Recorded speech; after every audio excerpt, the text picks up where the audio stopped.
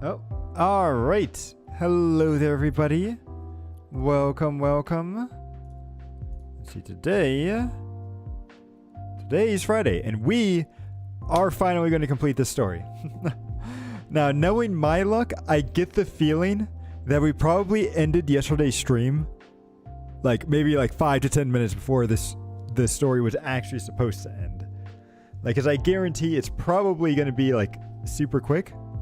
But what I figured we could do is that even if we do finish the story relatively early, we can just go ahead and try to do some of the event stuff, maybe explore some maps, and then maybe end a little bit early because I'm kind of exhausted after having 2 very long streams. So yeah, try to catch up on some sleep and get ready to go.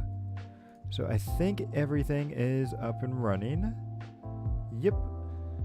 Things are looking good. Let me check a couple of stuff over here. And we're a little bit late today because I was watching some anime. What were we watching? We were watching Undead Unluck, which that was really good. And I didn't want to end in a very awkward spot. So watched a little bit longer than I should have, but it was totally worth it. Oh, hello there, Fran. Thank you for stopping by. And let's see, I think we're all good to go. So let's go ahead and jump into the game.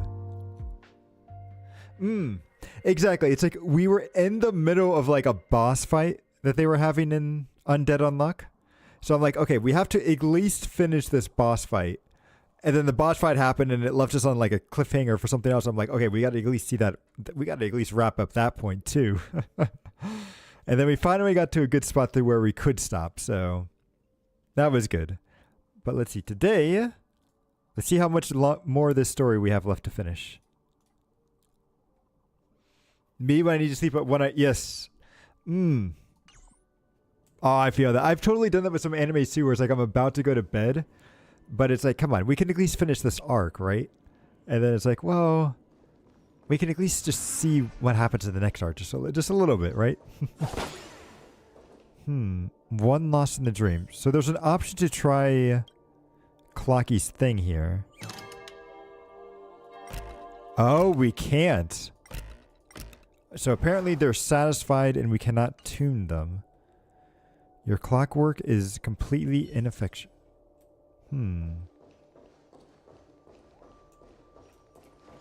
Even on this person? Yeah, because they're lost in the dream. Okay. Oh, wait. No, that was the way I'm supposed to go. Yep, so I feel like we're super close to finishing it, but let's... Ooh. Yes. Nope, we're just going to kill you with Acheron. Boom, boom.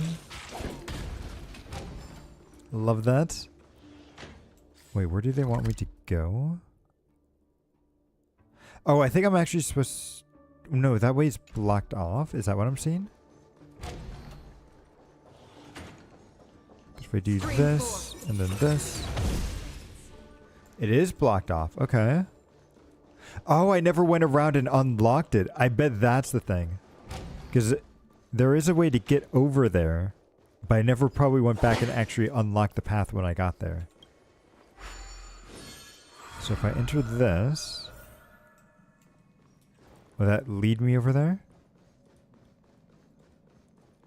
Oh, actually, wait. First, though, hang on. I completely forgot. I spotted something very interesting in our room. So let's actually head back there real quick. You see this statue? I don't know. It's a dog statue that's following us around. So let's investigate it and see what it is. So a cold presence catches your attention. It's a statue of a hound. What character do we know that's related to dogs and hounds? And then it disappears. Okay.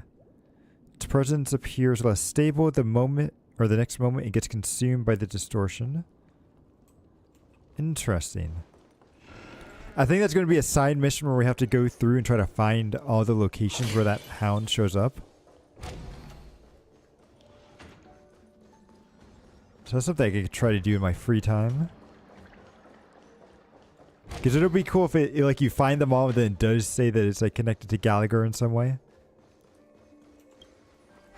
Because I saw something where people were saying that like there's this scene in the like music video that they made for the Penacony opening where like something bumps into Misha, and then in the next scene Gallagher shows up, and they're like this, it kind of looks like there's a dog snout there or something, so maybe it's the dog transforming into Gallagher after it runs into Misha, which would be interesting if that was true. Also, does this place actually lead me outside? Where am I? I'm here. Can I just teleport here? Oh, I can. In question, if I take this floor up... Go on. There we go. I believe that leads up to here, yes. And then can I go and unlock that room that I didn't? Stream 4. Yes, I can. I just forgot to unlock this. There we go. Now we can enter that place. Good. So let's go back. Oh. Where is it? There we go. And away we go.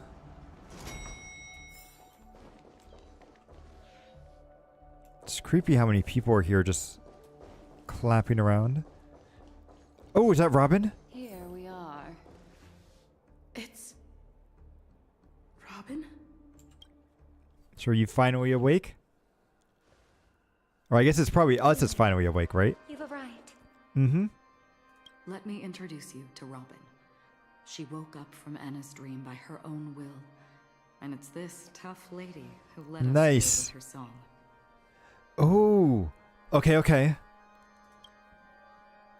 I woke up for the same reason as all of you. In the dream, I experienced something that could never occur in reality. Ooh, what? Wait, what was it? Are we going to lock it up in a cage? I want to see it fly freely in the sky. Oh, the bird. It was safe and flew away, right? Without us, this bird would be too fragile to survive on its own. Do you want it to die? No, but... Then let's take care of it together until it can return to the sky. Huh? Oh, so they actually cooperated. Oh, interesting. Wings because they're meant to fly. Even if they may crash on the ground one day, they shouldn't be trapped in a cage.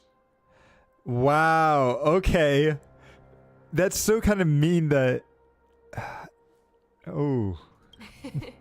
Birds belong to the sky, so we should help them return there, right? Hmm. Oh. Oh, that's a good point. Do you think he picked this option because we decided to go with that? Like, so since we decided to choose to, like, not do any cage, that's what Sunday decided to do here? Oh, that's interesting. The vision was so impossibly blissful that I realized it was just a dream. And this is our final hope. Anna's dream is founded upon the harmonious choir, namely everyone's shared wishes. It will only materialize once the aspirations of all beings in Penacony merge as one. Yeah. Yeah, it would be cool if it was. I'll have to look at what other people decide to pick. At present, it has become impervious due to people's desire to remain slumbering within the dream. And in order to destroy it, You have to sing. we must make everyone in Penacony want to wake up. Mm-hmm. Now comes the tricky part. How do we do it? Maybe we should just... I'm curious too, yeah. Humans yearning for sweet illusions borders on obsession, leading them to subconsciously resist the harsh reality. Maybe a catchy song will wake them up. Therefore, I carefully selected a moment where she was completely unguarded, guiding her to uncover the truth herself to make her regain her consciousness. However, to wake up everyone in Penacony and Well, get these them guys to are share awake. the same determination, that would be nearly impossible. Indeed. I'm afraid it's almost as difficult as resurrecting an Eon. But we can't just stay here and do Oh, nothing. Don Hung. And Boot Hill, okay. This is a critical moment for the whole universe. Who cares about some dumb number? So you've woken up too, yeah? Thanks to Black Swan. You're welcome. And thanks to the memo keepers in Penacony too. I believe your partners have also awakened from their dreams. Okay, good. This is the first step of our plan. With the assistance from the Garden of Recollection, those who possess a strong will, like you, Yeah. will gradually awaken from the dream. Yeah, Boot... These free wills are the discord that will sway Anna's dream. Yeah, and Boot Hill has a very interesting name, right? I'm always thinking of... Is it King of the Hill? Right? Is what always comes to my mind when I first read that. I'm like, no, it's just his name. However, awakening a mere handful of individuals is insignificant compared to the vast number of people immersed in the dream. We must find other ways to awaken the free will of millions of people within a short period of time. It's Robin. She's going to sing, right? If breaking through from the inside proves challenging, we can seek assistance from the outside. We've long been aware of a potential solution. Oh? Asdana is a galaxy known for its abundant memoria and the remarkable phenomenon known as synesthesia dreamscape. When people first enter this place, they often find themselves and others sharing a collective dream. Interesting. So like a collective unconscious sort of thing, right? At this very moment, there is only one dream encompassing the entire Asdana system. So, you mean, if we can attract a large number of outsiders to this system, their free will would intertwine with this dream and shake it to its core? That sounds very risky, though, if it doesn't work. However, those outsiders might also succumb Exactly. to the dream and become the foundation of the Order instead. The real challenge is, how can we gather a huge number of people as determined as you within a short period of time? I mean, we had the Jade Jade Abacus thing. Allying oath will be the only solution. Oh, so did Don Hung never actually summon them? No need for that. Oh, so he didn't actually summon them, and that was just part of the dream. Okay. Keep your once-in-a-lifetime treasure. Good. You don't need to bother the Cienjo Alliance for such a tiny request. You want thousands of people with unwavering free will? That's easy. Okay, good. Because I was upset at Don Hung if he did actually use that Jade Abacus thing, because I didn't want that to be wasted. So good, we're going to be saving that for a much later point in time. Just leave it to us Galaxy Rangers. Oh? You can gather Galaxy Rangers? I thought the Galaxy Rangers were dead. Outsiders may see Galaxy Rangers as elusive and disconnected individuals, and actually, they're right. That's why we have a tacit understanding among us.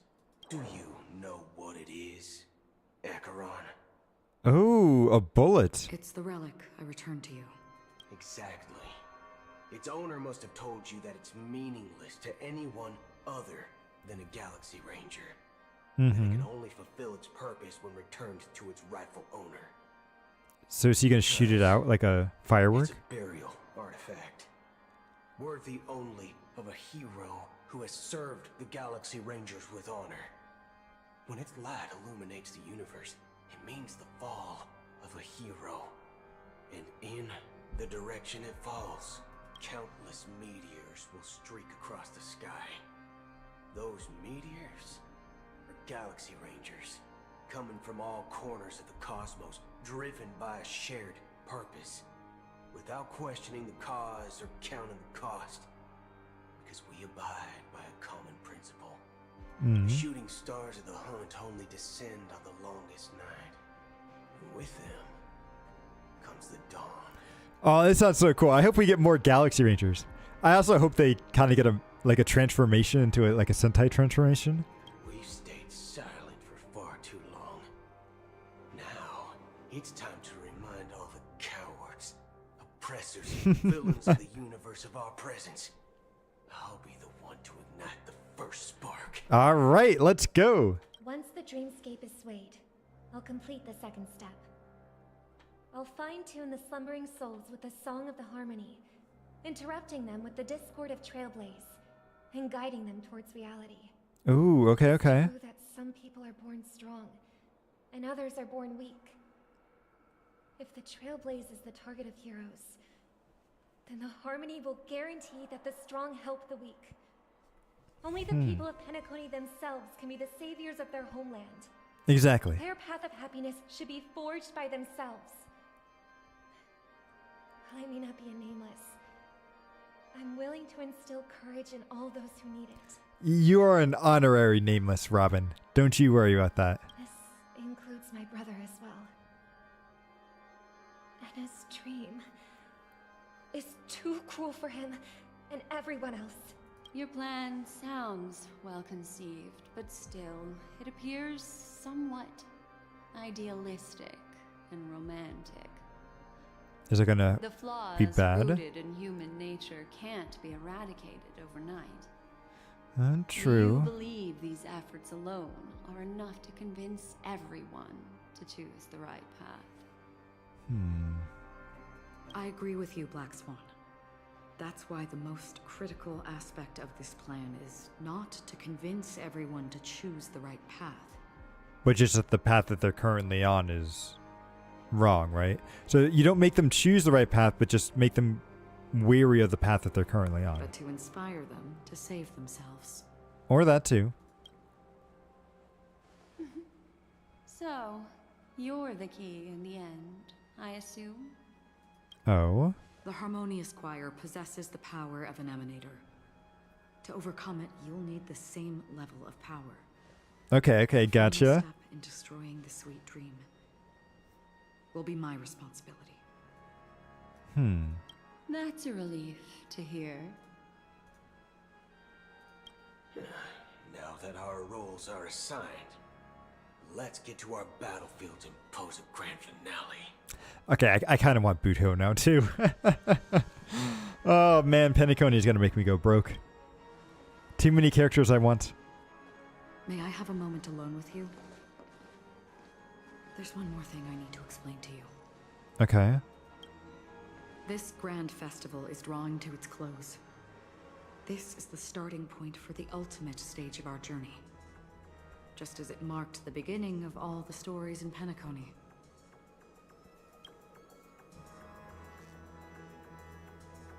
So whatever we're facing, I'm prepared. This is where Firefly uncovered the truth. Your words still carry a profound significance. Huh. Maybe that's going to be important? Only by reflecting on our steps can we remember the path we should be walking on. And the companions who have walked alongside us. There's something you should know. Okay. We were able to locate you within this boundless dream and find the key to breaking free from the dream. All because of one person's unwavering dedication. Was that Firefly? Firefly. Yep, okay. She awakened from the dream ahead of others, discovered the Express amidst the stars, and brought us valuable information about the remnants of the Order. She may have been aided by the script, and it came at a cost.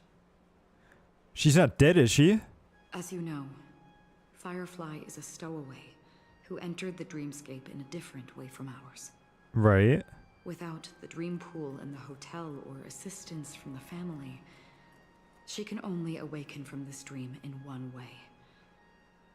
A real death. Ooh. We mustn't fail her determination. Wait, are you saying she's dead? I'm not implying that we must win this fight no matter what. But our resolve should match that of that courageous lady. Wait. Are you saying that she's dead? That's not right, correct? Are you ready? Alright, well, let's embark. Very well. Now, please close your eyes. Okay. Oh, and then... Okay, so we need fire, lightning, and imaginary. Okay. I must be included? Okay, we're going to go with the story version of me because I'm assuming this one actually has... Cannot see what my stats are? I cannot see what my stats are. Okay. So we'll go with Acheron here. Boom. So it's you. Our time spent with one another is precious. Then I'll go with Adventurine for the shield. Any justification here for you to unsheath your blade, Emanator? And then I'll go with Gwynnifin for the dot, because we need one more Nihility character. Did you check out my latest live stream? It was a showstopper. Alright, so let's go.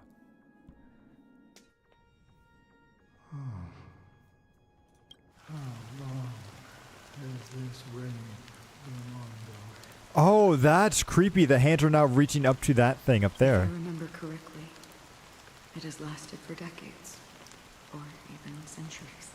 The unwavering determination of the Hunt followers persists even in death.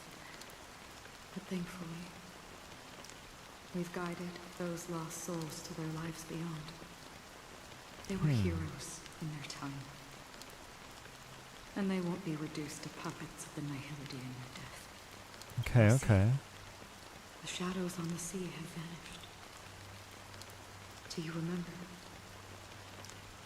He once said that the sky would clear when the regrets of the departed had faded away. Yeah. Oh, you thought the rain was on your end. It does sound very realistic, doesn't it? But it's still raining. I know. So, why is all this?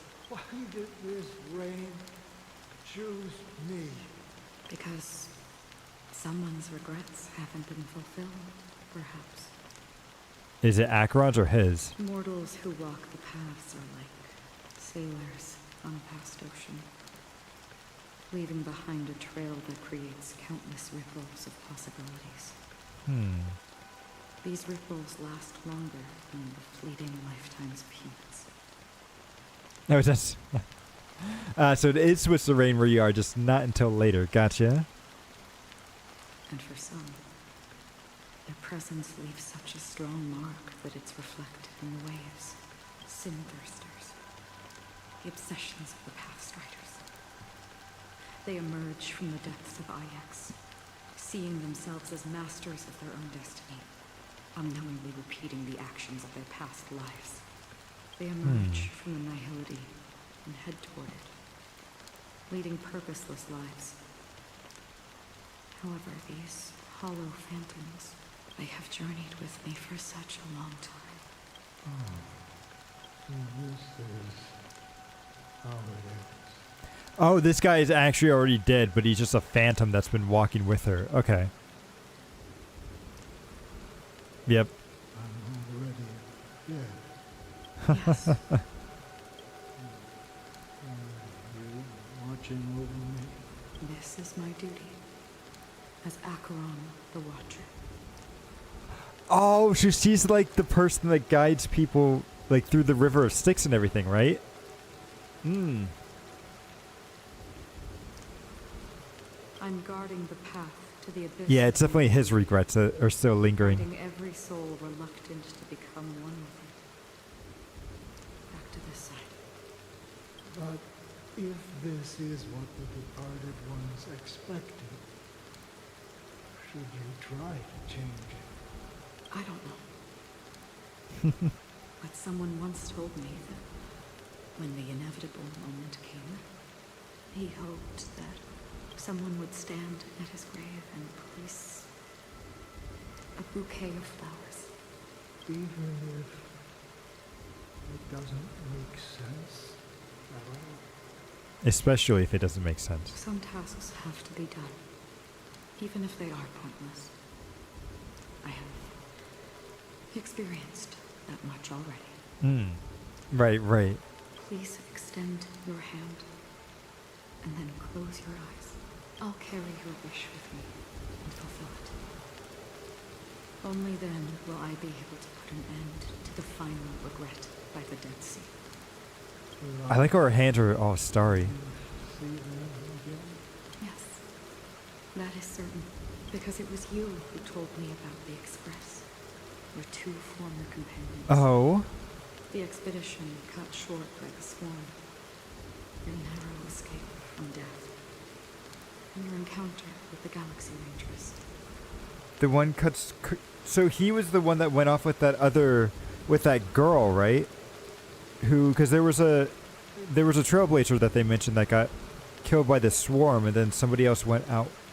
Oh, okay. Penacony, the hometown to which you could never return. Yeah. For countless times, I got rejected by the family and had to pass it by. But I knew that my companion was still there.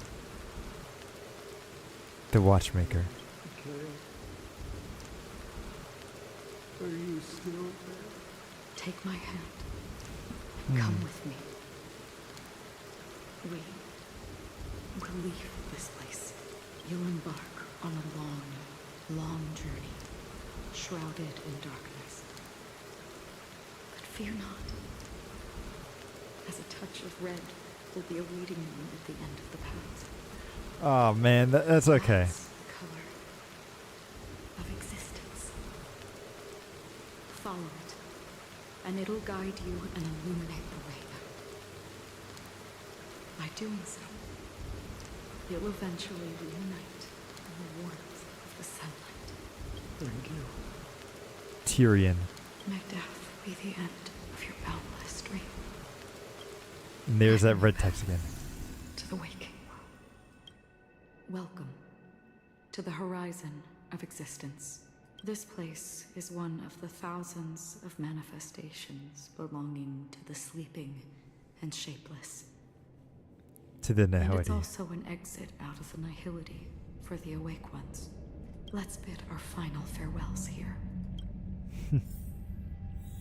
Oh, we got brought here. Okay.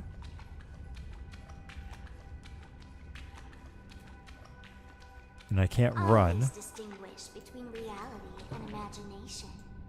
All right, Gray. Life is Is adventuring gonna be here too? winding labyrinth where memories serve as our sole companions. May your schemes Yep, there he is. be forever concealed. Anna's dream is too cruel for him and everyone else. To the imperfect tomorrow. Oh wait, is Acheron going to cut this thing in half? I think they showed that in the trailer, right? I still remember the question on the invitation letter. Why Does life slumber? Okay, Acheron. Why does life slumber? We don't know the answer yet. But we're about to awaken from this dream. Or perhaps such is the answer itself. Leave this place. Return to where you belong. And awaken Penacony from this dream. Will do. So what if folks don't... Well, I get to witness your hidden power.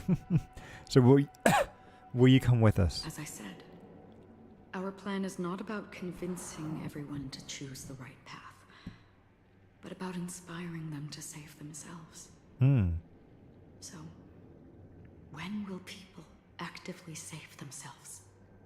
When they're on the verge of losing? The answer is when they are in desperate situations. This form looks so cool. Like a drowning individual in the deep sea.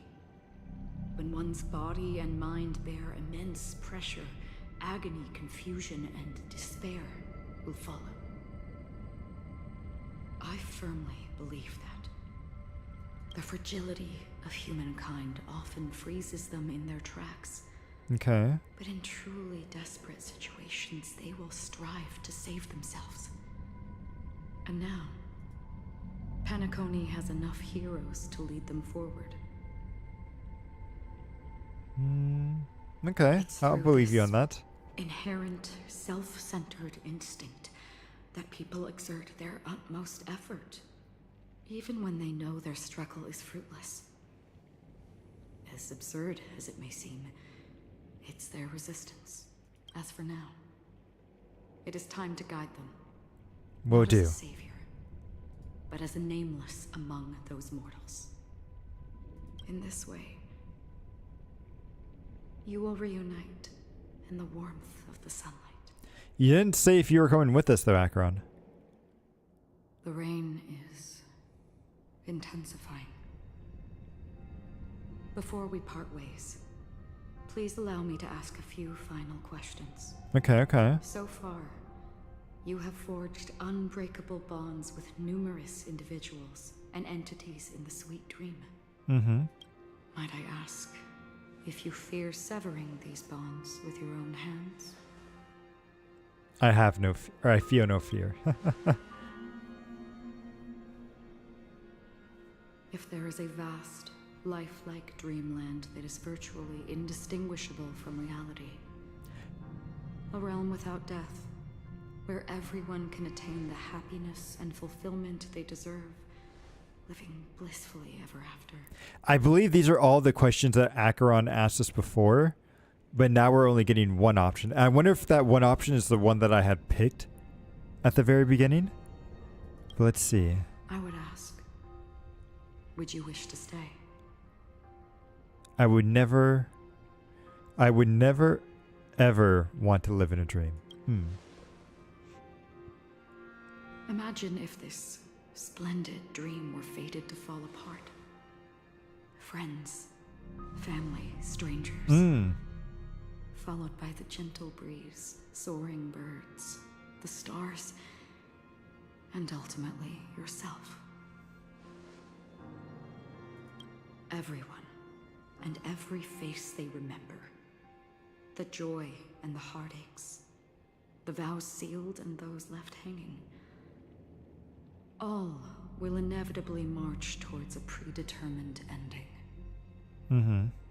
If you had grasped the journey's finale right from its inception, I would ask, would you still embark on this journey?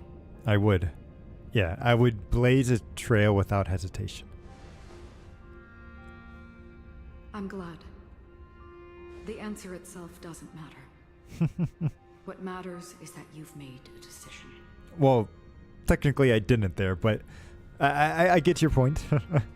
Listen, touch, and ponder. And therein lies the sensation. Cherish it, because that's what makes us exist. Such is the only answer humans can offer when facing the nihility. If the nihility represents the primal fear of life, rendering any lofty conviction insignificant under their imposing shadow, then behind this shadow, there must exist the most fervent source of light in the world. That's an interesting way of looking at it. Just as every life that edges closer to death fervently approaches the end of the nihility, we must pursue that primordial light. And to think that you exist in the nihility, and you watch over others to depart it. Such a task is absurd and meaningless. Nevertheless, someone had to do it. As for the meaning you mentioned, even if it's a meaningless task, I've come this far, haven't I? Even if the future you forge may not even belong to you. Oh, hello, Carrot.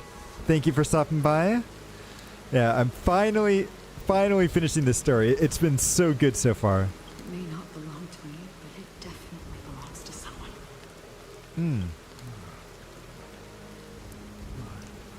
Hardships you must have experienced.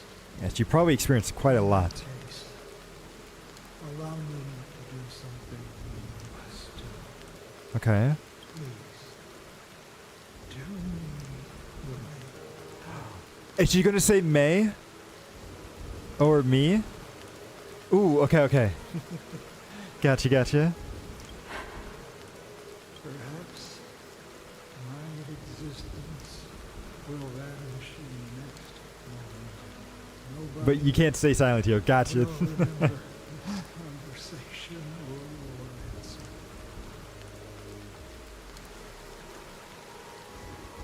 Also, his voice is very silent.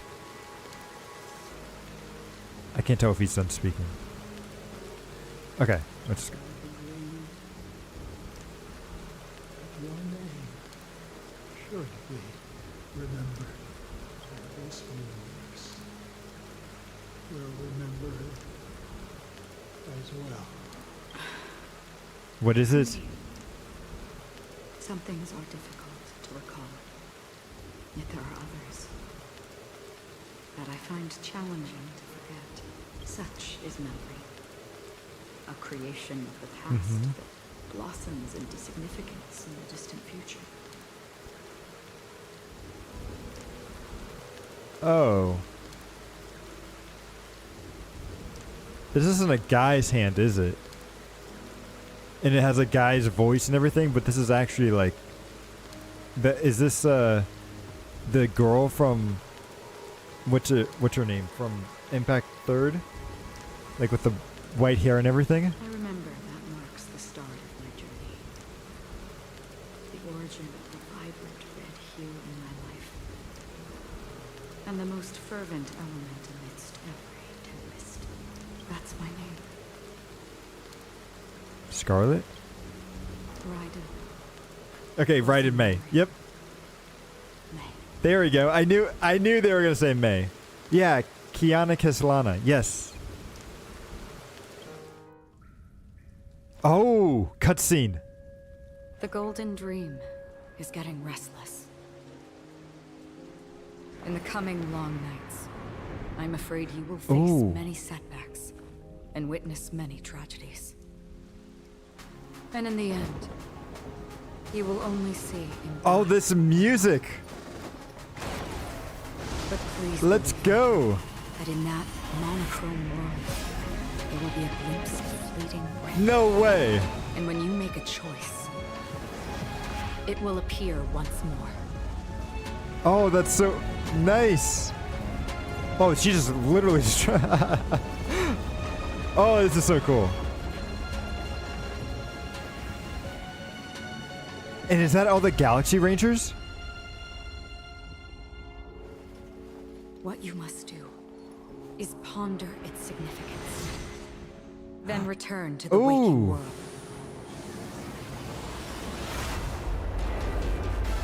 Let's go! That's where we all find our answers. I like how we just pour a hat out like another weapon. That's awesome. Let's go.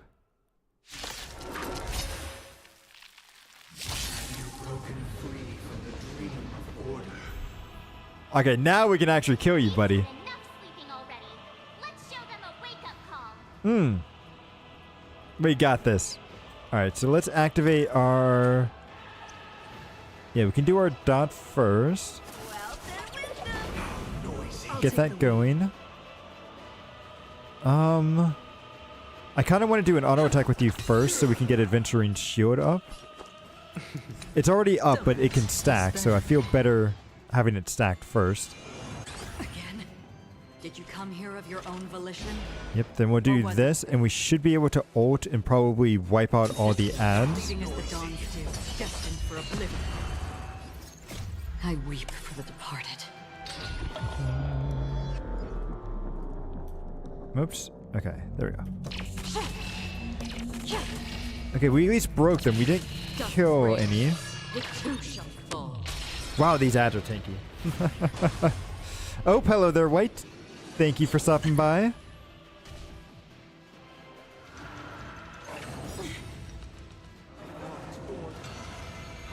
Ooh, okay, that doesn't look good. So I guess we gotta break those ones, which I think this ult should probably do that. It does. Good, good. It's you know, everybody always says that. For some reason, everybody is always playing on 2 times speed. And whenever I'm playing and streaming at 1 time speed, everyone always gets like so weirded out by it. But personally, I think it's the best way to play the game, but so we'll do this to break him. Boom. Ooh. Yep, we'll just do this. Oh. Oh, no. I'll save Adventurine's ult for his second phase. Oh, what's this? Hey, just dropping a bunch of stuff. Nice. Okay, good, good. Another journey begins. Ooh, they're up, but I think we can probably kill him, or at least end this phase before they... Maybe not. They've got a lot of health. Yes. They definitely are. Also, the voice lines are actually much better on 1 time as well. Because I remember a friend of mine was saying that they really didn't like Clara because of her voice lines and everything. And they said she sounded like way too cocky and like bratty and stuff. And I'm like, what do you mean? She sounds really cute and everything. But it turns out like her voice lines when you go at like 2 times speed are a lot different. And she doesn't sound quite the same. Like, I personally didn't like it. Oh, this has everybody. Oh, let's do that then. Bum, bum, bum, bum.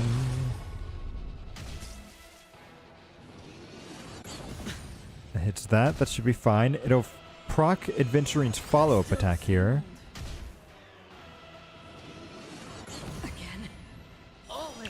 Let's go. Bum, bum, bum, bum, bum. Looks like I've got a winning hand. And then we can just do that. I don't think we need to go too crazy.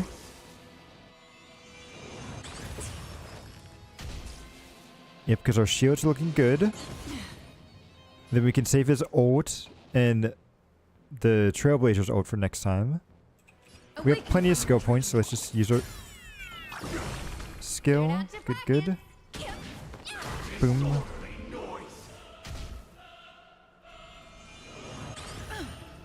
Action. Oh, they're delaying us. I didn't even realize that. Oh, he's so close. He's so close. Oh, you couldn't have just killed him? That's fine. He'll go into phase 2 right away. Ooh, good job with the resist. Oh, hello, Hemro. Thank you for stopping by. Yes, we just got the final boss for the real time. Because we got here once before, but then he put us into a big sleep. So now we're actually going to be able to kill him. Ooh.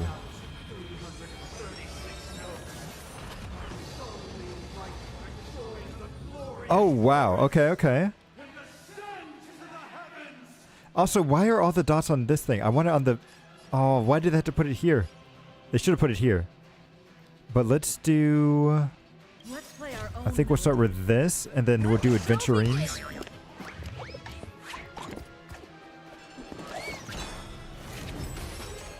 Bum, bum. Then let's do Adventurines ult here. Bust. Oh, wow, they're so big. Oh, that's so funny.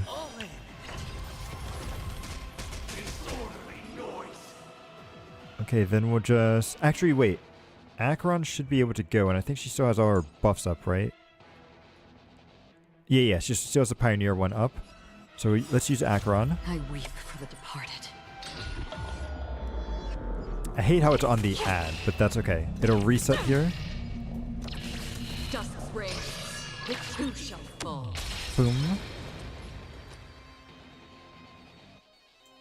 Oh, okay. It shows up because they're broken. Gotcha.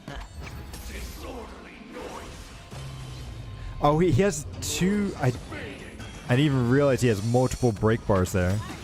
Okay. And then super break, right? Oh. Yes, I can. So we'll do this. Oh, that's not enough damage. Do this, and then ultimate should hopefully break. It breaks most of them.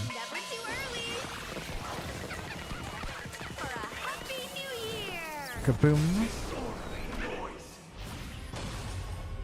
Okay, we got a shield. I'm a little bit nervous that I'm not going to be able to break the 2 on the end. But let's see what happens. Oh, wait. No, I will be able to because we got the ult. Okay, never mind. Never mind. I weep for the departed. Harmony doesn't really do damage outside Super Break. True, true. And I've been looking at the kit and it seems interesting because it's based a lot around break effect, right? And it's not like increasing other people's break effect. It's just making its own break effect really solid. Looks like I've got a winning hand. So I'm interested to see what people do with it. Yeah, that's what I've been hearing too, because I saw like a little bit of the new like relic set that they're coming out with. And it seems like it was based a lot around break effect. Along with, I've heard stuff that Firefly might also be break effect too, so it'll be interesting to see what they're going to do.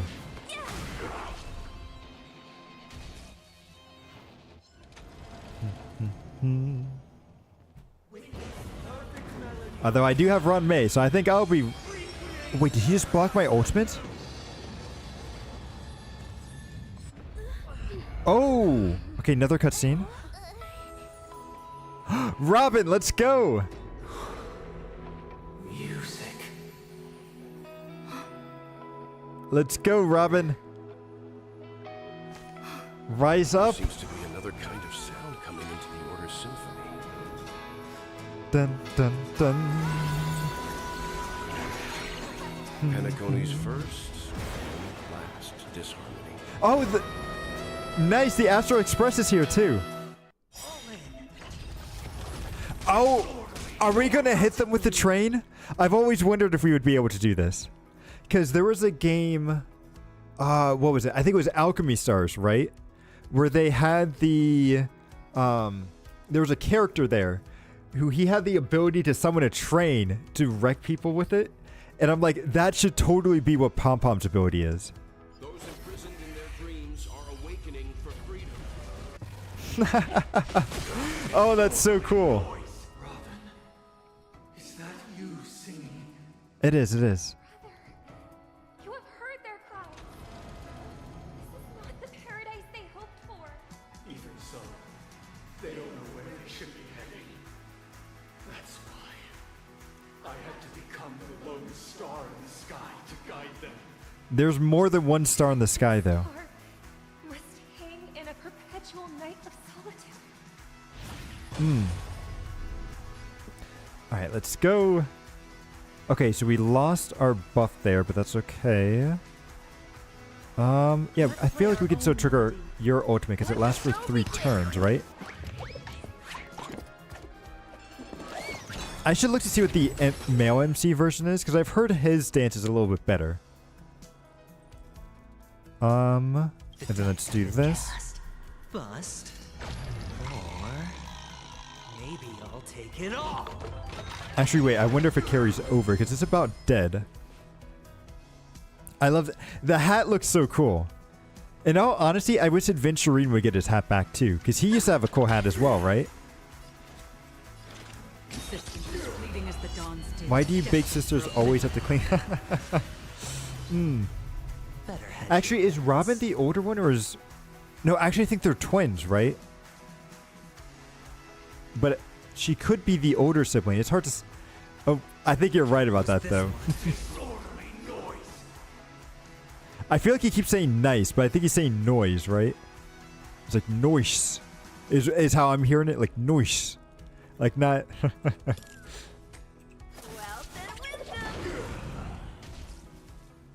Okay, he'll be dead next turn. Oh, what is this? Keep up with my tempo. Awaken from your dream. Did you just put a really nasty shield onto yourself? You did. Oh, you're such a jerk. Why can't you let me just finish you off? Look at Acheron just taking off 40% there. Watch your head. Kaboom. Oh, you actually did a pretty good job there, Adventuring. Sunday should be older. I thought they were twins, but he does feel a lot older, doesn't he?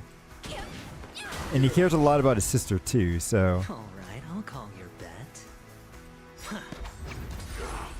I'll take the lead. You know what? Let's just have the Astro Express come in again. Oh, that's Himiko's talking this time. Okay. Oh, that's actually really cool. Listen to our song. And then drop it down. Okay, phase 3. How could we have embarked on different paths? Now, our final talk has concluded. Who's speaking with him? Oh, another cutscene. Okay, okay. Creation has been completed. The inevitable day has arrived. The embryo of philosophy will reshape for us all of reality. Is that Enna? No way. Paradise can save more people. Sever my path with your hands. Okay. On the first day, grant truth. Every time you break a layer of the enemy's toughness, you gain a certain collective shield. Yep, we know that. Break as many layers of toughness as you can to get the collective shield. Okay. Oh, whoops. Okay.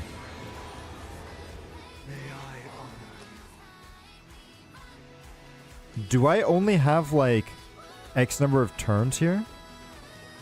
Can't lose this one. I do. On the third day. Oh, okay. So not cool. We're going to do this then. Because I think Acheron's ult should maybe break through all of it. So we got one. Then Acheron. I weep for the departed. I love how this even stops the music. Wait, were these flower petals always here? And I just never noticed them? Or that's just part of this event? I feel like those flower petals weren't there before. Dust rings, it too shall fall. Okay, good. We got 2. Look at how much that takes off.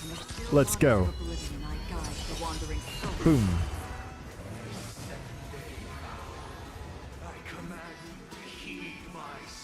Okay, we'll do this and then ult.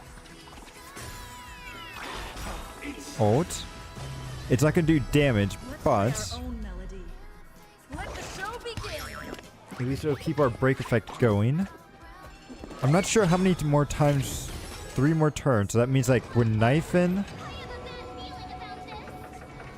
Yes, we got Gwynaifin, the Trailblazer, and Adventurine. Yeah. So, unfortunately, Acheron's not going to be able to go again. But we do have a pretty big shield here. 13,000. That's quite big. Oh. Ooh, maybe I was hoping we can do a little bit more. Oh, actually, oh, that's right, because it hits multiple times, so it actually does a lot of break damage. So we get one more. So if I do Adventurine's auto attack, I think I can get his ult, and we can maybe get one more. The ult. And then I can do the actual express. Maybe I'll take it off. Okay. So we get, and then we get the Astro Express, right? Oh, Don hung this time. Nice. Okay, that's a huge shield. 20,000. Is that the Harmony? No, that's Enna. Oh. Ooh, it still even broke through the shield. Ooh, and I need Adventuring to go. That's not cool. Okay, let's use our ult. Can you kill him? Boom. Oh yeah, you can at least break him. So not a kill, but at least we broke him. So then Adventuring should be able to do his passive. Although I get the feeling it's probably dead now. I'll take the lead. Let's do this. Bum, bum, bum, bum. I'm gonna do this just to protect, because I don't want Gwenyfin to die.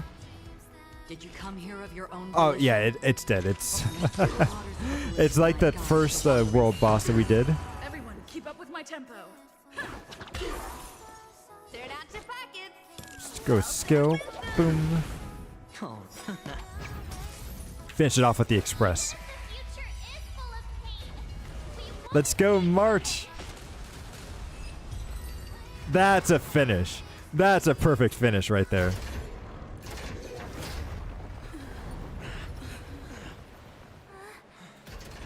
So,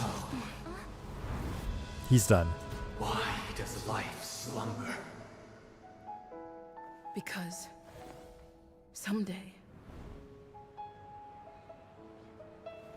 Are you gonna press the button?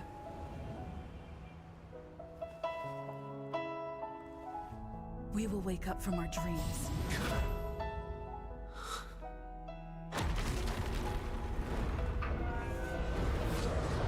Huh. The night is still too short. Let's go. Brother, the dream is over.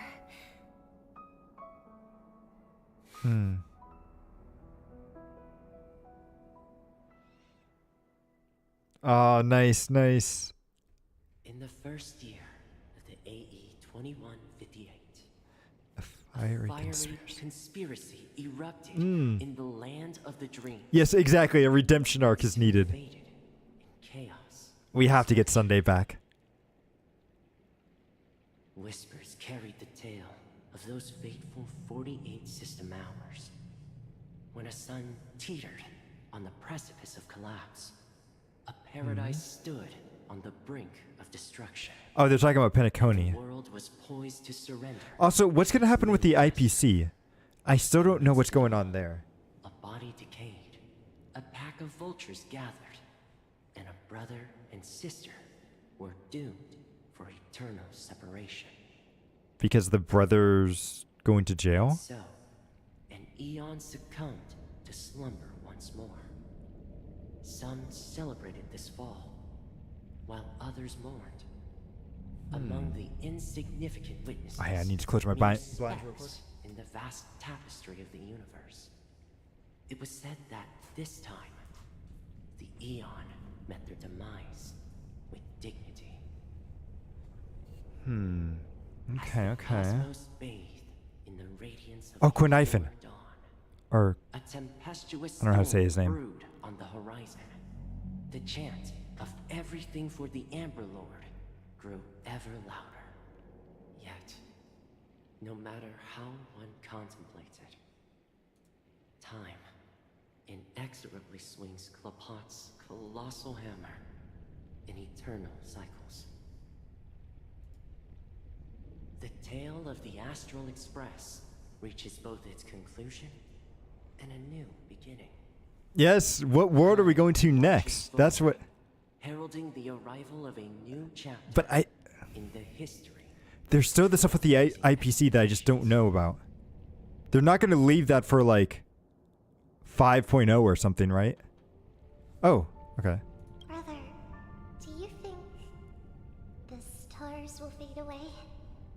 Nah. Where did that come all of a sudden? Okay, so it's Robin and Sunday again. The constellation that looks like a bird. The torrent eagles. Looks a bit dim lately. It's the dormant eagles. Don't worry, it's still there. It's just it's located in the inner ring of Penacony and can only be seen when spring and summer overlap. Interesting. As for the question you asked, I think stars do die, just like people. But we see them long after their death. Do you know, sister? No star actually belongs to the present. Mm-hmm. The light we see from them is This fact is always cool. Even after the stars perish, their light will travel millions of light years, spanning countless years, to illuminate the night sky of another world. Yeah. In our paradise, I believe there will be a star like that, shining with the same light. Its radiance will last forever. And it'll be Robin. Its name will be happiness. Oh, well, that works too. No, not just one star. We should have 2 stars. Or maybe even more. Yeah, you're right. Maybe. It's a deal. It's a deal then. This is our promise, and nothing will sway our ideals. Okay. Yeah, you bet. Penacony, the land of dreams. The end. Is this the actual ending now? Because the quotes we got last time were... No, okay, these are still this funny endings. Okay. Question mark is March, Firefly is Firefly and Sam, Black. They did this last time too, didn't they? Cameo appearance from Silverwolf, Sampo, Topaz, Argenti, and then Elio for the script one. Oh, thank you guys. But there's still stuff. I still don't get what's happening with the IPC though. And we're getting Jade next time, right? Ooh, hang on. So an ex-supervisor aboard the Astro Express, a young scholar brimming with enthusiasm, hailing from the something system enlightened by embrace. She journeyed with the Astro Express aboard this. Towards the end of the journey, she piloted her research to the development of that in Penacony. Okay, this is going by a little too quickly. Turnin, the former guard of the Astro Express and an outstanding gunslinger, hailing from the frontier of that. During the War of Penacony, he almost done. While reopening the Astro Express, he went about that and died. And then a noble, pure selfless warrior. Then Micaiah, who's actually Misha, following mechanic. He went to Penacony, legendary seafarer. Began humble, claims finished skills. He's not the stars. Okay. Yeah, it's good lore. They're just kind of dropping it very quickly.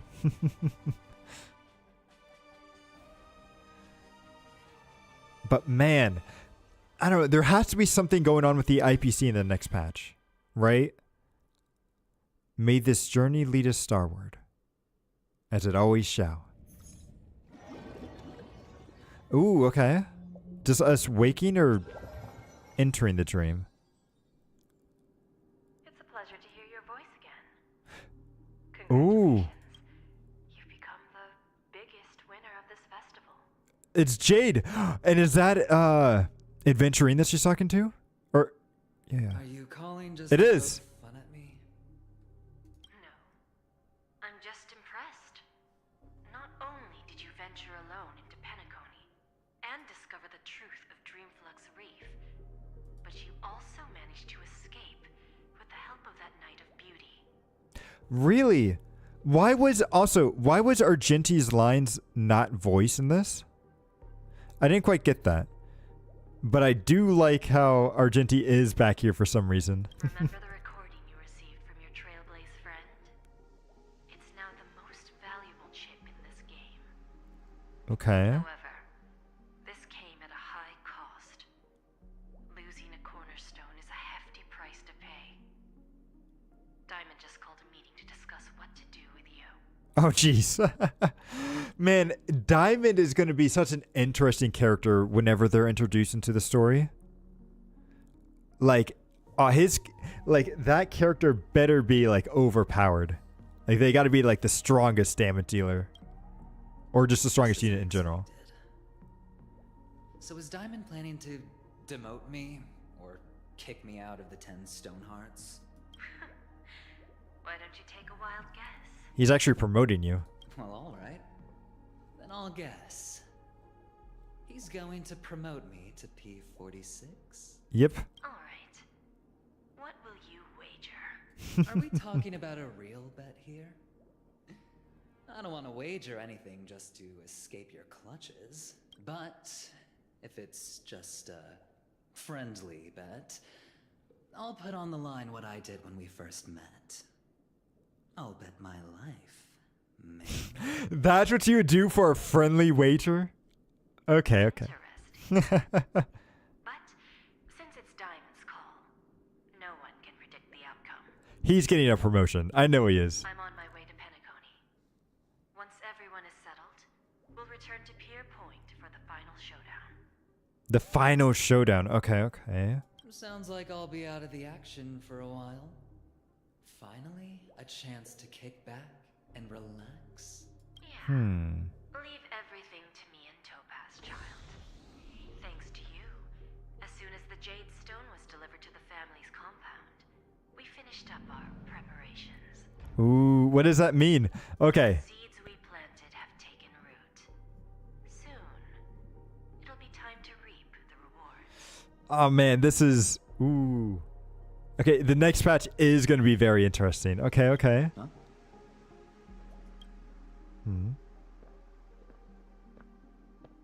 Let's wrap it up for now. Looks like I've got a visitor here. Ooh, is it Black Swan? Oh, Boot Hill. So many surprises today. Why is he here? Didn't expect a Galaxy Ranger and wanted criminal to show up here. One who managed to take out 2 IBC members under the noses of our fleet. Do you understand what that means? Yeah. Wubba boo, I just put him to sleep. Don't try to intimidate me with that nonsense. Besides, I've taken down more IPC lackeys than the residual value you squeezed. And I don't mind adding a few more zeros to my wanted poster. Okay. I have a question for you. Be honest, or I don't mind putting a bullet into your head. What's the question? Tell me, where is Oswaldo Snyder? The head of Marketing Development Department? Snyder. Was that the guy... Oh man, so there was this side quest that happened in Penacony where there was this like research guy that developed some like pretty much nuclear bomb and stuff. Like actually it's like almost the like mega version of the nuclear bomb and everything. And Cquel had to save him. So is this guy like and that was created by the head of the marketing and development, I believe. So is that why he wants this guy as justice for creating that project? Huh. If I'm correct in this. To be continued, of course. Of course. I don't want to give too much away for now. The interlude stage. Oh, so we are in just the interlude next. And we get some Eidolons. Nice. Oh, you thought it was Otto. Gotcha. So let's see. Go over here. Oh, it's going to be the Trailblazer, right? Yep. Activate the first Eidolon. So after using the skill for the first time, immediately recover 1 skill point. Unknown to each other, yet united in purpose, we make the same choices. I mean, that one's not bad, but I don't know. Let's see, what's this one? When the battle starts, the Trailblazer's energy regeneration rate is increased by 25%, lasting for 3 turns. Okay, that one's not too bad. Oh, hang on, I feel Ooh. About to sneeze there. Let's see. So number 4. Dove and... Ooh, Dove and a top hat. Okay. Oh, thank you. So while the Trailblazers on the field increase the break effect of all teammates, excluding the Trailblazer, by an amount equal to 15% of the Trailblazer's break effect. Now that is very nice. It's the break effect of all teammates. I don't know why they needed this part here, but it does work. So the number of additional damage applications by the skill increases by 2. Okay. Makes an even better break effect. I feel like number 4 is going to be the most beneficial. So let's see. Let's look at our achievements. And let's see how much do we have here? Can I do another 10 pull? I have that. Okay, I've been holding off on pulling this. So just grab all of these, and then I should be able to do at least one, right? Because I've got 4. Yes, okay, we can do at least one. Let's see if we get Robin. Ah, nope. Okay, just another 4-star. That's alright.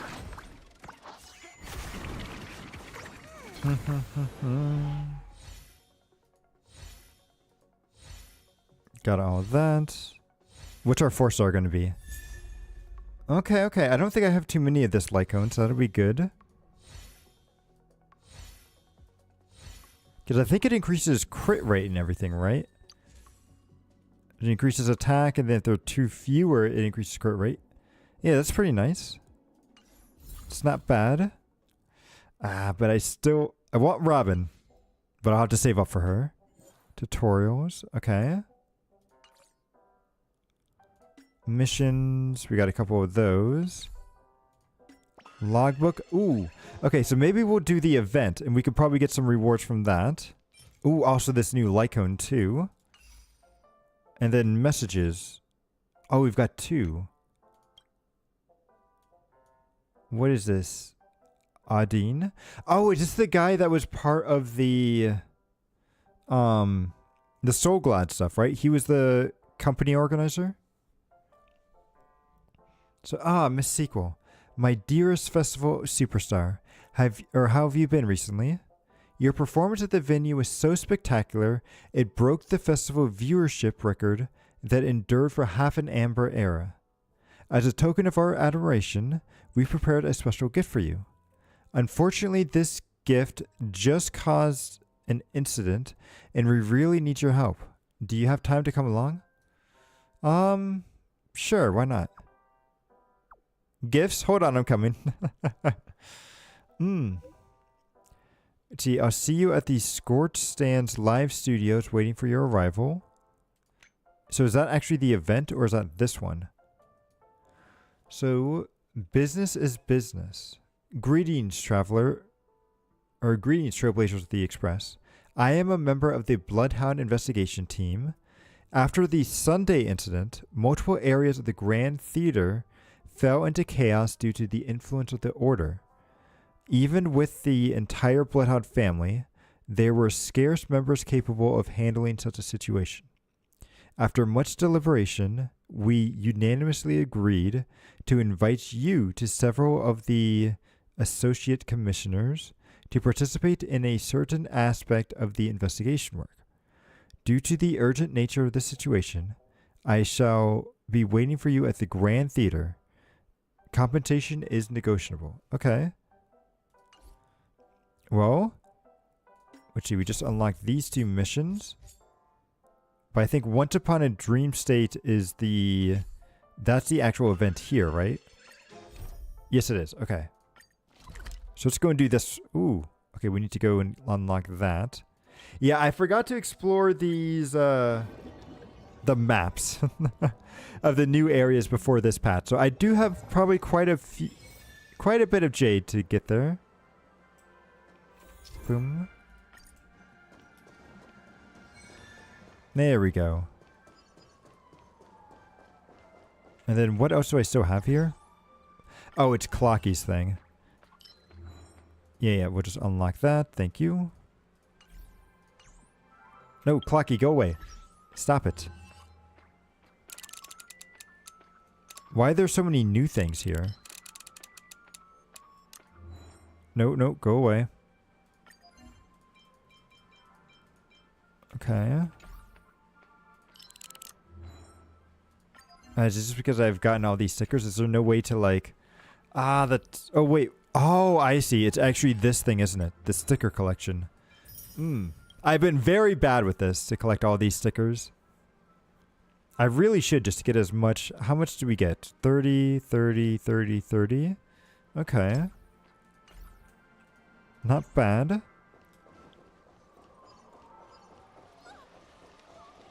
Okay, so if I go...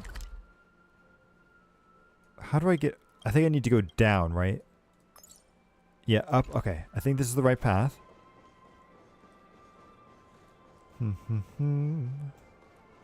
Okay, there's Hamsty over there.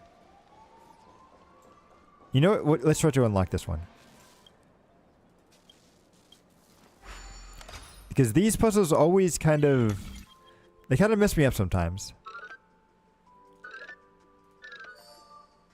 Oh, okay, that one worked. And then... Oh. You see, that perception right there really... I got lucky because I would not have got that on my own, I think. Ba-boom. Thank you. Wait, what? Oh, I thought it was telling me to attack the woman over there. Oh. And we found a little bird here. And, of course, you gotta move. I mean, they all went in the same...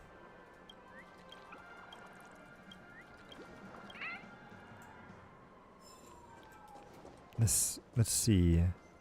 Now, honestly, I really love Penacony. I think it's probably one of the best places they've created. I'm still really fond of the space station. I still think that one is super good. But Penacony has been really fun to explore. And there's a giant clocky head. You'll wonder if they'll make merch of the bird. Honestly, I would buy that. I know they've made merch of Pom Pom. However, a friend of mine that bought the Pom Pom merch was surprised because they sold Pom Pom naked. And then you had to buy the clothing and stuff for Pom Pom like individually. Which was like kind of surprising. But it was a good Pom Pom doll that he got. But Clocky will always belong to the Clock's studio. And the Mr. Watchmaker. You family people can never have it. Please calm down. I'm here to help you on behalf of the Iris family. The lovely Clocky has brought immense wealth to Penacony.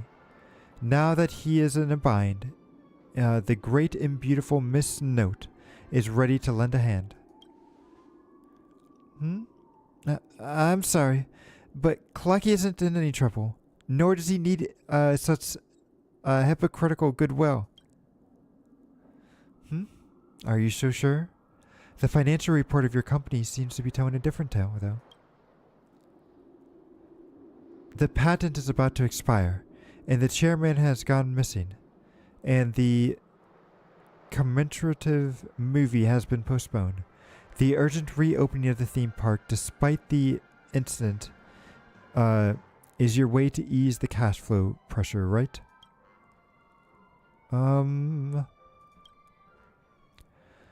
How is Clocky Studios going to survive all this problem without the family's help? Is there anyone outside this silver screen that can even save the company with clockwork? Well, believe it or not, there actually is. Oh? I'm sorry, guess. We're in the middle of the business discussion here, so please bear with us. Wait. Why don't you let the guests give you the most genuine feedback? That's so cool. It's so cool that Acheron destroyed not only the screen, but also the sky, too. That is so cool. Just look at the Clocky Studio theme park right now. The most iconic silver screen is broken, and the sky is all gloomy, and the Dream Jolt troupe is walking all over the place. Clocky Studio can't even dish out enough funds to fix the place, yet you want to open the doors and start operations ASAP. How ridiculous. Hey, Guess, let's hear your take. Do you think this dangerous, lifeless, and ill-maintained theme park can be a good recreational spot?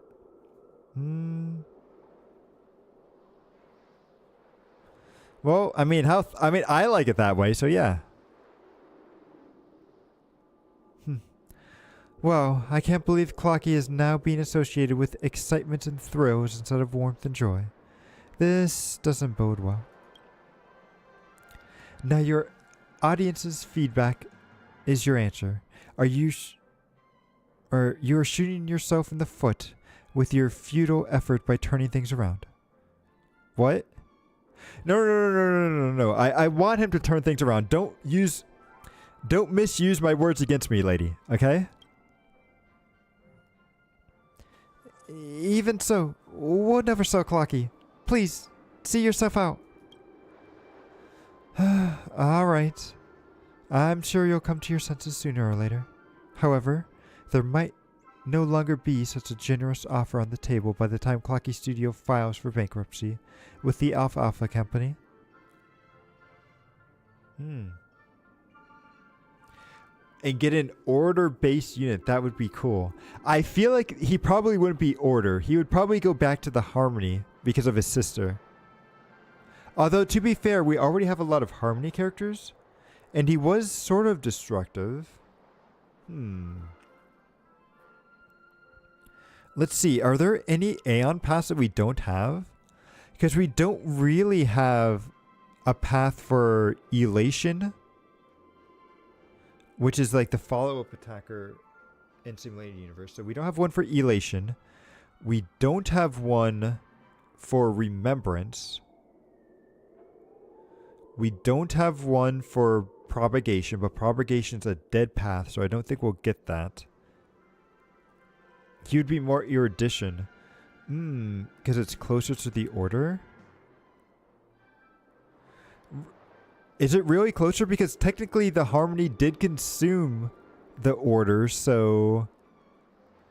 An Erudition is more about knowledge and education, right?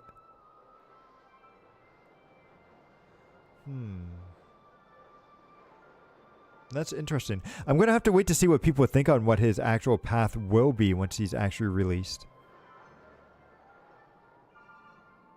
Would definitely be fun. Although, yeah, because he's Erudition. Then are there any other... I think we've gotten all the other paths, correct? He can still be Order, though. He just doesn't have to change. But they don't really have Order as part of their class tree, right? And if he's Order, what Lycones would he be able to use? Because that would be the big problem, is that he wouldn't be able to use any of the previous Lycones. Which is kind of the downside, right? Like, I don't quite get why they have that limitation. Well, I do and I don't get why they have that limitation. I just hope it doesn't come back and bite them later on. Because I really do feel like they should split certain paths up. Like, I feel like Nihility should be split up into a dot path and a AoE path. And it feels like they're almost making like follow-up attacks like kind of like their own separate thing. Because they used to be... Follow-up attacks, I think, were supposed to be part of Erudition only.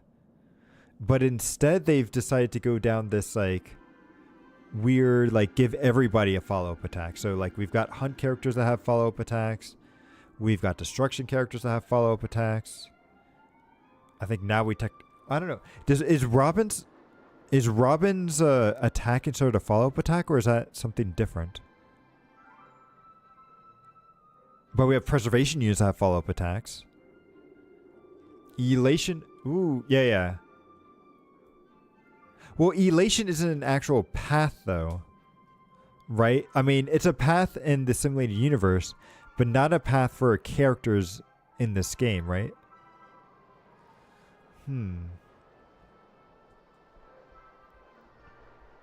So it is interesting to see what they will do. Also, I can't get Weathering Waves out of my mind. As we're talking about, like, weapons and stuff like this, I'm just thinking about, like, all the stuff that, like, what weapons and stuff characters will be able to use in Weathering Waves. And, man, I'm so looking forward to that. We've got, like, what? Less than 2 weeks, right? I think, like, a week and a half or so. I can't wait.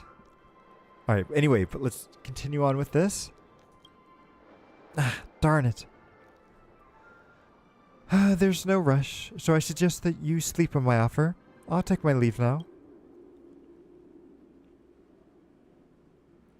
Oh, isn't that guy supposed to be the bad guy in the TV show? What's that blasted Irish family? What should we do now? Well, it seems like looks like we can only pin our hope on the Dreamjoy Memorial now. But Mr. Watchmaker. Well, let's not bother our other guests with our problems. Get back to work.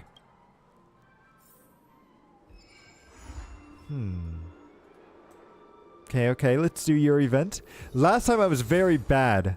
Last match I was very bad with these events, and I didn't do them until like the very last week. So this time I want to try to be a little bit better. So let's start it up. That was just a minor dispute. I'm sorry you had to see it. My name's Piercy. I'm the producer of the Clocky franchise. Welcome to Clocky Studio Theme Park. So, why are you dressed like this? This is fun, isn't it? TikTok? Well, do I look like a cartoon star of Penacony? Clocky? I mean, all of our cast members are dressed up as the characters in Clocktown. Or, characters in Clock. That's weird that the show is called Clocky and the characters also call it Clocky as well. But I guess Mickey Mouse is the same way too, so... for the recent reopening of the theme park, we want to look more approachable while interacting with the audience. But by the way, please don't mind what that lady just said. We're just having some minor budget issues. Clocky Studio will never go under that easy, I think. So what kind of issues? Huh? Well, as you know, Clocky Studios was established by the mysterious watchmaker. The tycoon has been the helm of the company ever since the company's development behind the scenes. Clocky only gets to see its success today thanks to his business acumen and wild imagination.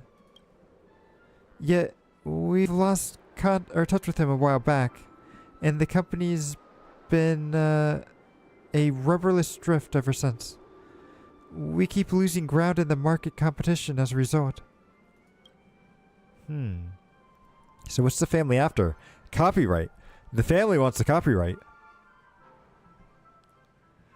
Their representatives made us an offer to buy the Yep.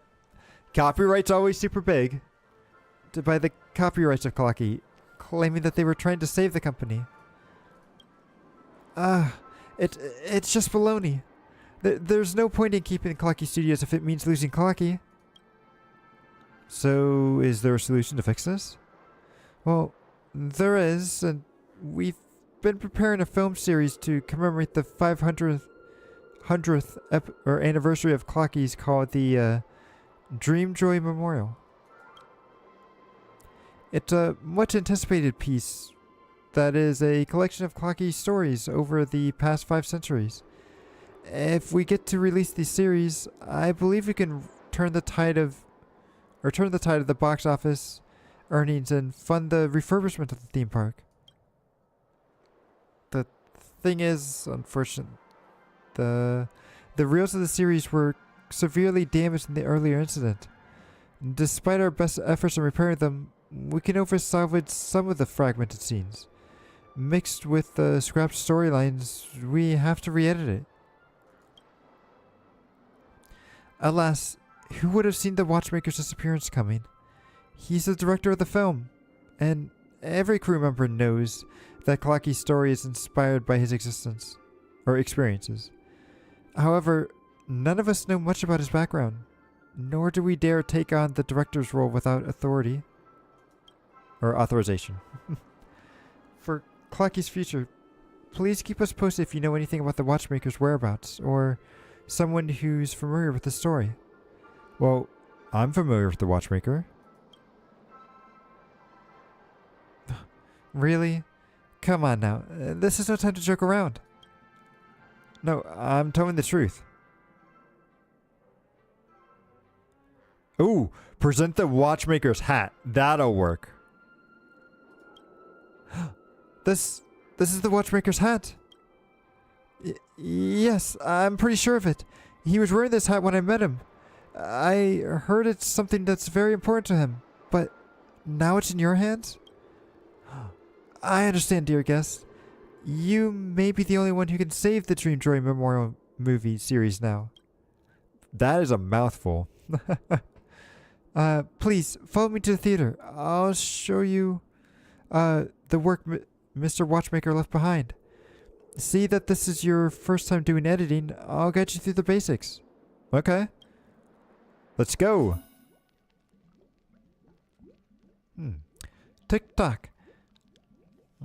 Oh, hang on. Let's see if I can do the high-pitched voice for a bit. Let me get some water first, though.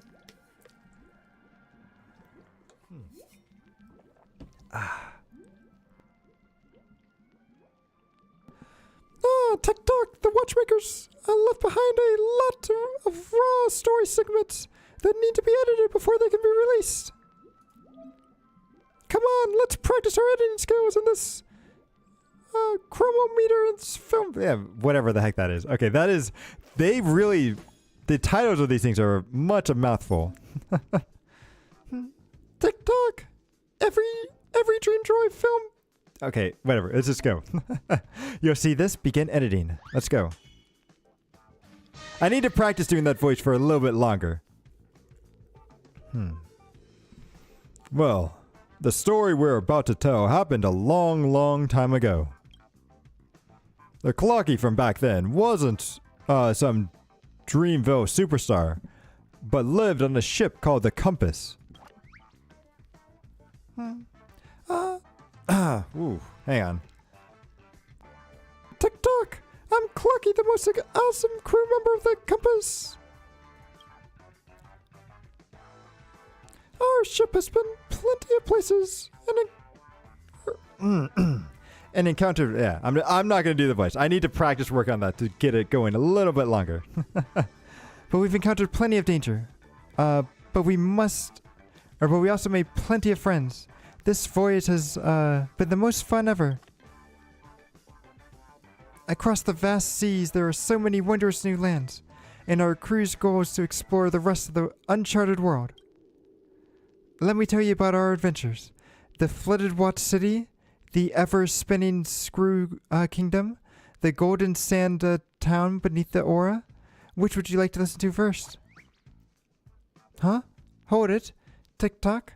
The Navigator's Master Hat and the Armchair Boy are calling for us. The ship's ready to set off. Just head inside. Or instead of just hearing my tales, why not experience them for yourself? Get aboard and live the adventures with the Compass. Well, and the Compass is setting off once more. I wonder what interesting wonders you'll encounter with Cquel. So this is the editing story snippet. You'll need to be determined. No, you'll need to determine their destination. Okay.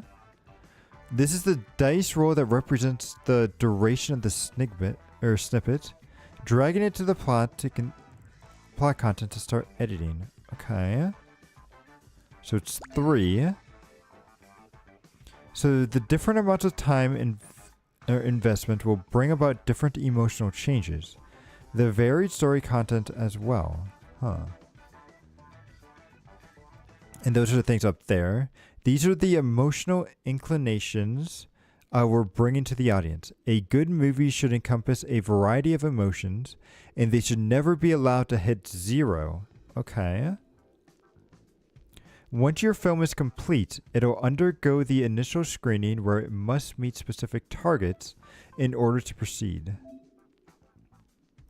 Well, let's get going with the editing.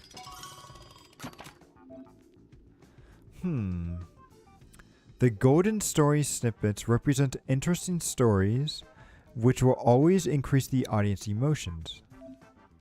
The gray story snippets represent a somber story which will always decrease the audience emotions. Okay.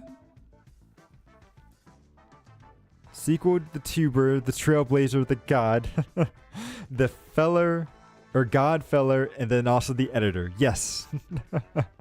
We're also the Pokemon or whatever expert that they had. They had that one Pokemon event, right? So we're like the Pokemon master there. We're also the galactic baseballer. And what else? Well, we'll see. We'll incur a bunch of stuff here. So we need to dedicate as much time to the story. Select the dice and also... Okay. Wait, what? Ah! Wait. So what if I wanted to do 1 there and then 6 here? Oh, I see. I'm supposed to hit that breakpoint right there. So we want to do 1 there, but 6 here. So it goes up to... Oh, because we need thrilling to be at 15. Got it. Oh, maybe we should read what these are saying. So the townsfolk and the crew are not fighters, and they're helpless before the might of the bombheads. Clocky has to come up with a way to help the townsfolk here. And without any sun, the bleak little town gradually becomes doomed. Okay, these are just random stories. 3 there, so we hit the drag. Yep. Dragging the time dice to another snippet can switch the time. Wait, what? Well, no. I want to go to that, so we meet that. And do that there. Boom. Let's see. So let's listen to some of these comments here. So it scared me so bad I broke out into a cold sweat. Almost got sick as well. Oh, is that what thrilling means? It's like super scary and stuff? Okay. By all the aeons, this has to be my favorite one. I haven't been this thrilled in a while, so let's watch it again. This is a very weird event. I kind of like their combat events in Honkai Star Rail a little better. Although they did have a really good... like I said, the Pokemon one was really good. The museum one was also very good as well. In Bellabog. But let's see. You're about to enter the next stage. Put the story dice in. Okay. Thrilling. Yeah, that's why the amusement park rides are always called... Oh, that's a good point. I never thought about that before, actually. I always just kind of took it to be, just part of the ride itself. But let's see. Well, Clocky has spent plenty of time on the compass. Many passengers come and go on the ship, but Clocky has never let it stop his own voyage. Tick-tock, have you heard? Master Hat can't journey with us anymore due to an incident. He may be intimidating, but he actually cares greatly about the crew. He even taught me all he knew about navigation. I'm really gonna miss him. My friend, do you think we'll be able to leave the compass one day? I really hope that day never comes. I haven't forgotten or haven't gotten tired of the vast seas yet. Let's continue on with our adventure, to seek out even more new lands together. Well, armed with nothing but his curiosity and a minor hesitation in Clocky's cogs, Clocky follows the compass on yet another adventure. What dangers will he encounter on this journey? Will he find the place where he can plant his roots? So the blue represents normal story segments. When increasing one of the audience's emotions, they will decrease the other type of emotion. Huh. Interesting. So if we do this, but it drastically decreases dramatics, but then we can do this here. Okay, we can go with this. 2. So green represents continuous story segments, and you need to invest enough time to gain emotion out of it. So we need to put at least a 4 there. Look at how thrilling this is becoming.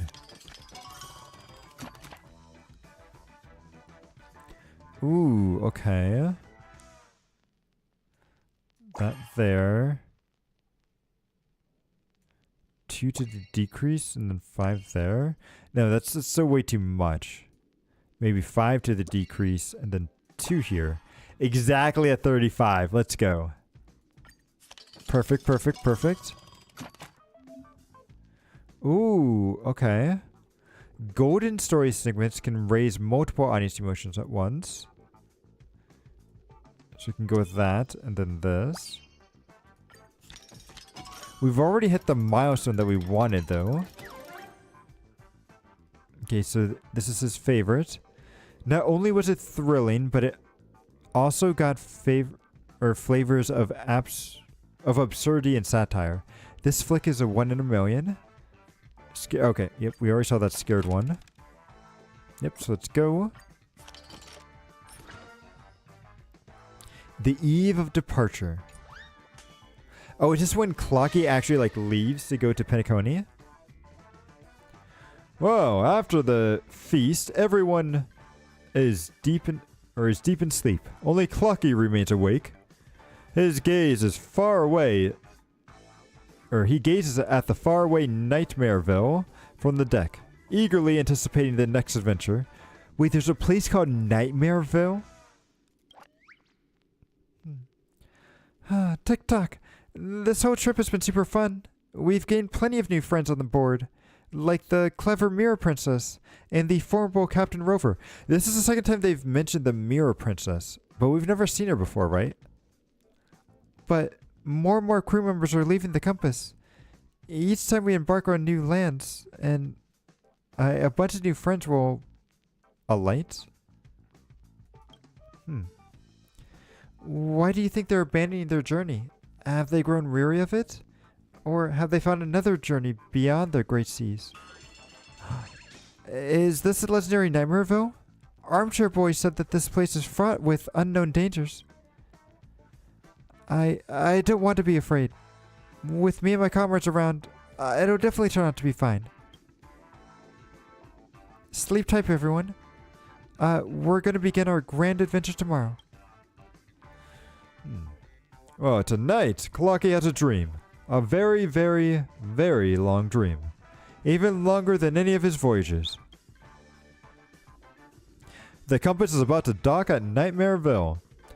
What challenges will Clocky encounter there? Will he and his comrades survive the day? Or save the day? And will Clocky voyage continue?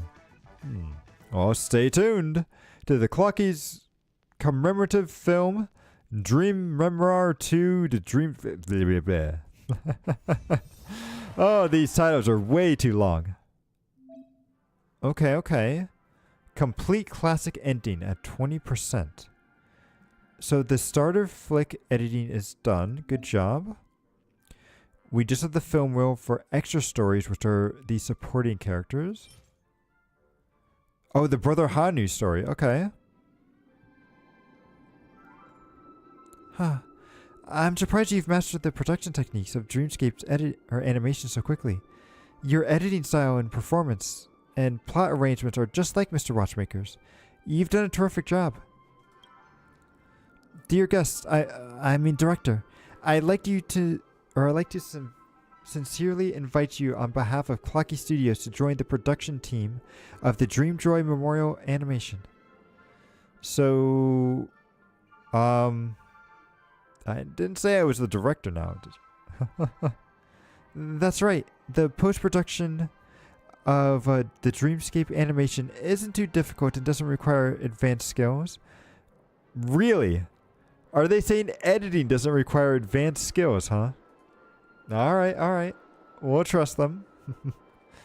We only need a director who knows the Watchmakers well, and whose ability is recognized by him.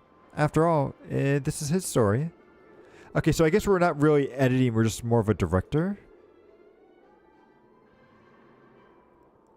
So the other film reels of the Dreamjoy Memorial Service will also be restored one by one.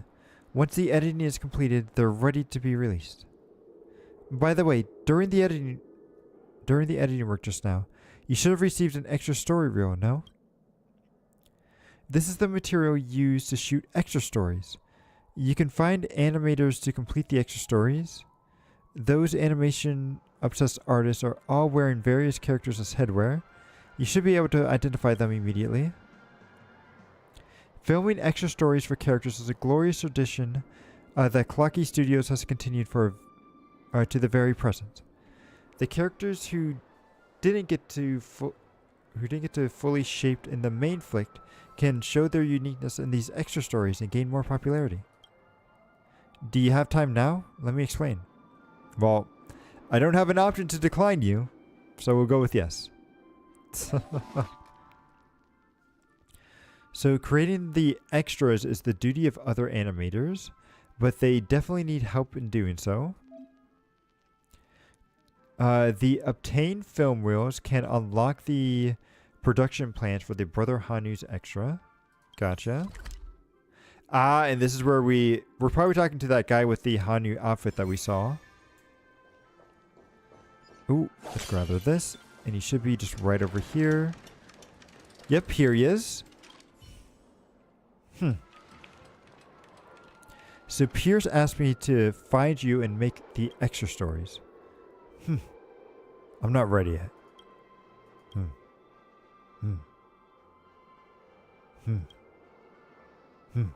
Quit it. Director, it's not what it looks like. It's not that I look down on this job. It's just that there are a few things about Brother Hanu's story that still bug me. Tell me, what kind of person is Brother Hanu actually? Even people who know nothing about the history should still have heard of Brother Hanu, was modeled after the rebel, the one who liberated Penacony. He was the one who broke the IPC's hold on the prison and named Penacony. Yet Penacony has never seemed to thank this hero. I don't recall ever seeing his statue or hearing his theme song in the dream. You gotta go now. Well, thank you for stopping by, Fran. Hope you have a good rest of your day. And thanks again for stopping by. So let's see here. So maybe he never... No, I feel like maybe someone out there is hiding his story. It's more than likely. The mighty liberation of Penacony was carried out by the lowly crook. If they couldn't steal his thunder, you bet the family would want his name to be struck from the dreamscape. But if you want to tell a tale about Brother Hanu, you have to understand a little more about this mysterious character. Oh, hello, Ska. Yes, we just finished up the story a little bit ago, so right now we're doing the event. And I will say the story was quite interesting, like, at least with the ending.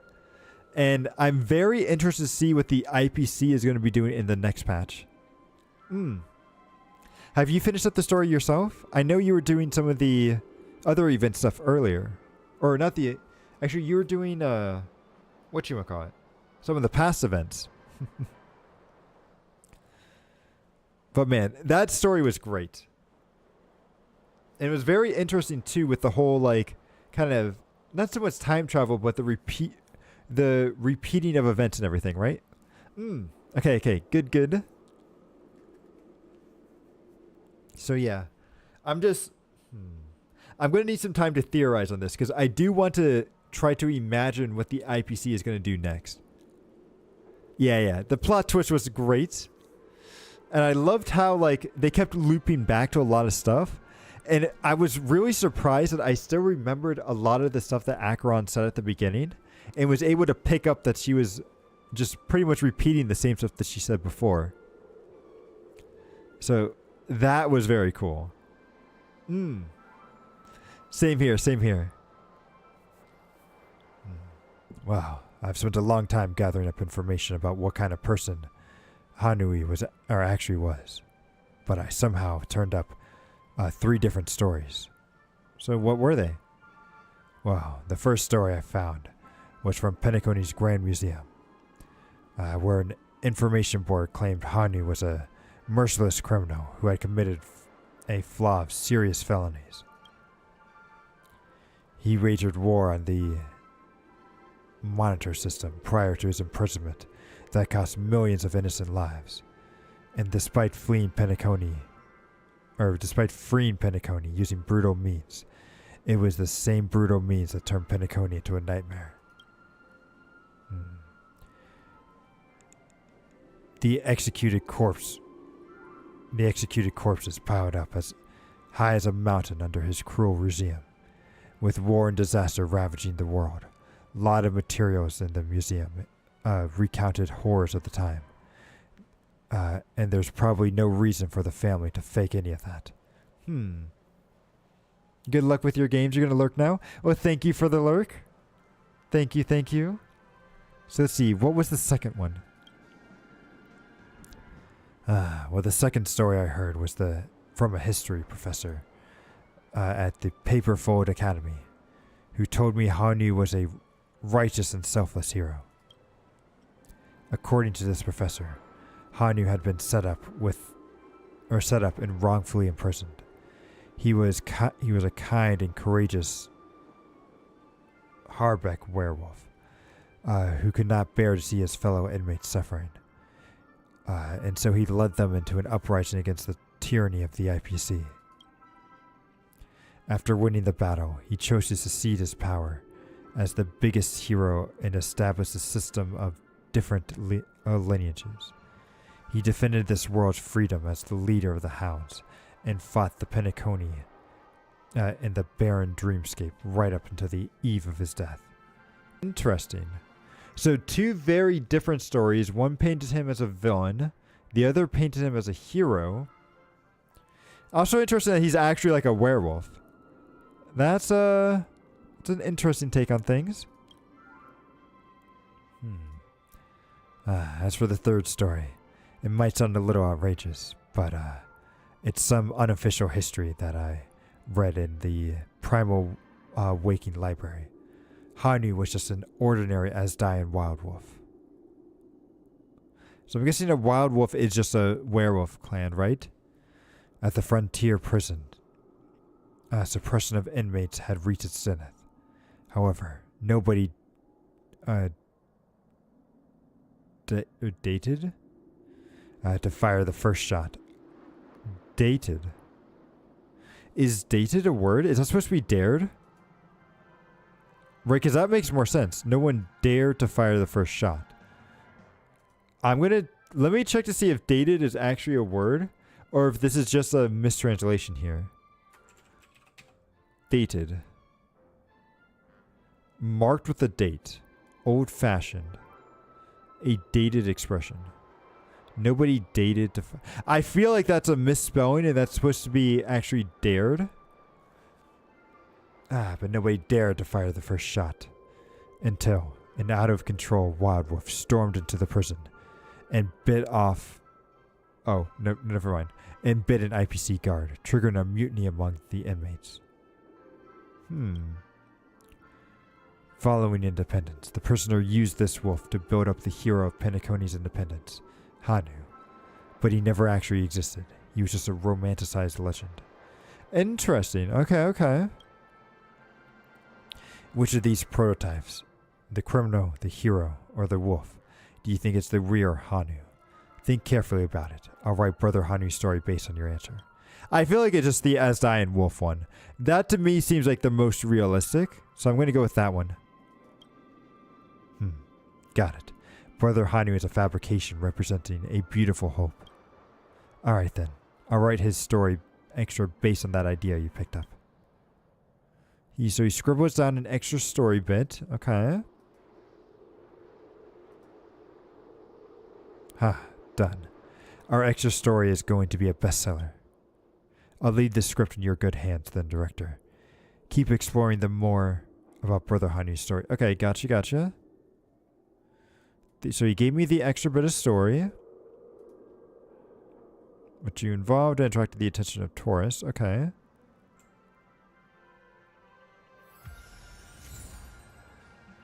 The first commercial is done. Time to continue on.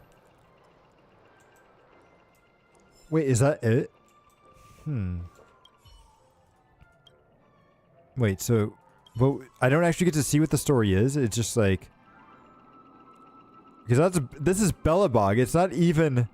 It has nothing to do with Penacony or Hanu. Interesting. Okay. The soda animator. Alright. And now I wonder how much of this event we'll actually be able to do.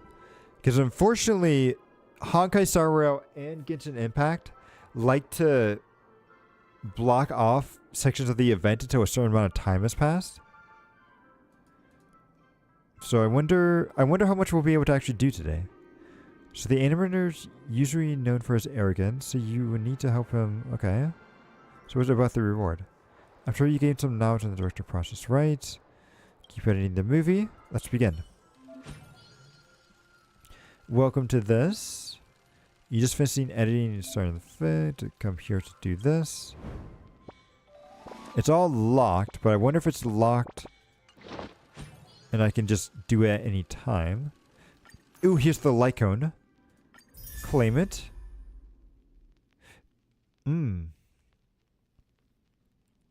So is this the researcher in the back there? Okay. Limited time events. So we don't get a 4-star pick ticket this time, right? We'll do that. And then let's see. Clocky's paycheck. Alright. Interesting way of phrasing that. Ooh, there's a collaboration effort. Ooh, that'll be fun. So let's go with this then and continue on. Wait, it says the classic ending. So can I go back and do a different story ending? Because they mentioned that as part of the trailer. But I guess let's unlock it all first and see.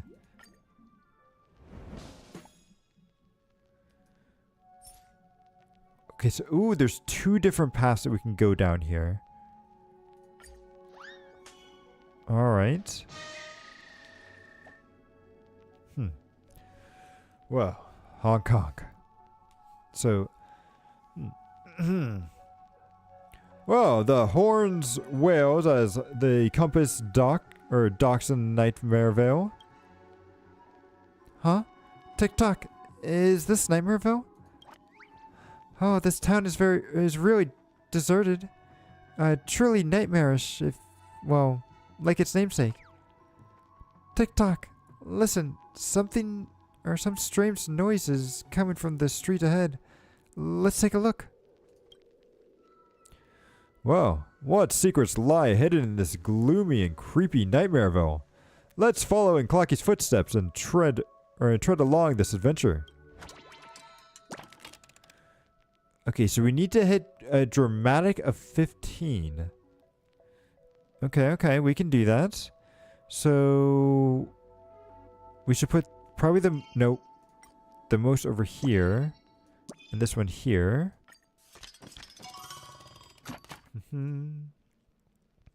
Ooh, okay, so increased dramatics but decreased comedy. You know, that should be alright for now. But we're still, if we hit comedy at 0, we're going to lose, right? So we got to at least do that. Then we can do that there. Dramatics almost at 30. Just do the 5 here. Oh, we're 1 away, really? Okay. So we're 1 away. I think any of these will work. Okay, so we need to put the Iglesias 4 there.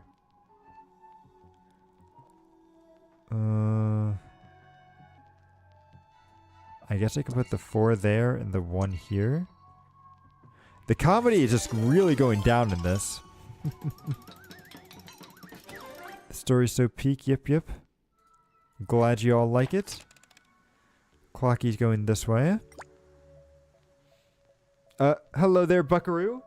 Oh, hello there. Thank you for the raid, Willarus. Thank you. Hello there, Buckaroo. Hello there, it's, Tatras.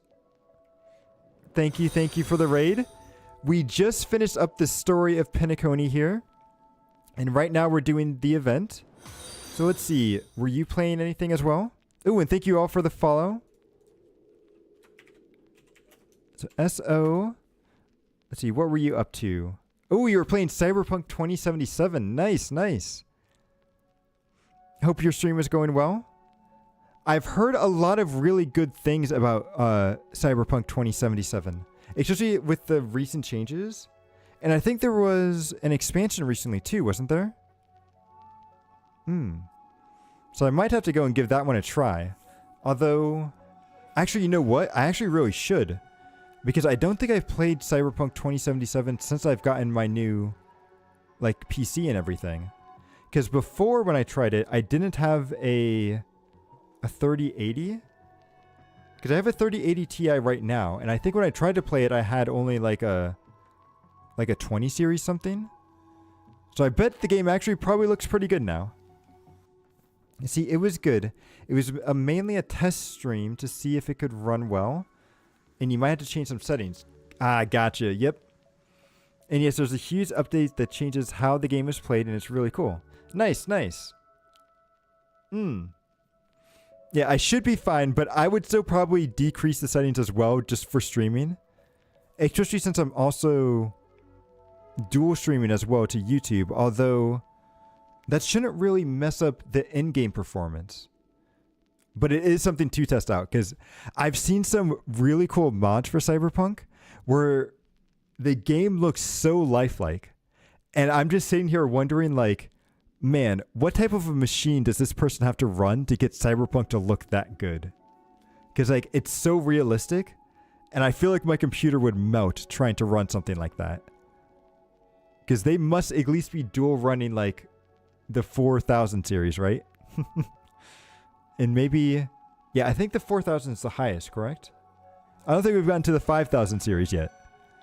That'll be crazy once we get that. Eventually, once we get to the 6000 series, graphics card will be as big as a PC. But we'll have to wait and see. So you've seen a few of those and you've wanted to try them out. But your 2060 Super would cry. Yeah. The 20 series is still very good. But they're definitely, like, it's surprising how quickly graphics cards are definitely going up. Although I heard the 4000 series wasn't too much of an upgrade over the 3000. So I might hold off until like the 5000 series comes out before I decide to upgrade my graphics card. But for now, I'm pretty good. I'm happy with what we got. So let's continue on here. Yeah, so right now, if you guys haven't played Honkai Star Rail before, it's actually a turn-based game. And we're doing an event here where we're actually editing a story for this character over here on the left side who's called Clocky, who's pretty much Mickey Mouse from way back in the day. So it's interesting to see how his story is kind of going through. And we're supposed to, depending on what we decide to do with the editing, I think we can get 2 different types of ending. We can either get the classic ending or maybe something unique. Ooh. Well, thank you for the lurk, and I hope you have a good dinner or breakfast or whatever time of day it is for you. And thank you again as well for the raid. Yes, it was nice meeting you as well. So let's see. Well, after an arduous battle, the crew and the townsfolk emerged victorious, fending off the vile boss zone. But Brother Hanu tells Clocky that Boss Stone still has many lackeys and will soon make a comeback.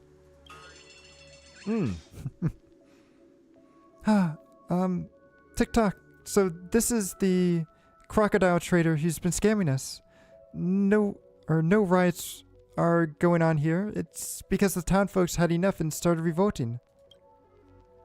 The crocodile baddies are just about to run out of luck. The compass crew will never sit idly by and against ruffians who oppose the innocent. Before our next journey begins, we must rid the town of these crocodiles and allow the residents to return to their peaceful lives. Oh, so the crocodiles were actually... So the main thing about Clocky here is that he's actually a fictional representation of what happened on this planet in the past. And so before on this planet, they were all like this. The planet that is now known as Penacony used to be a prison planet.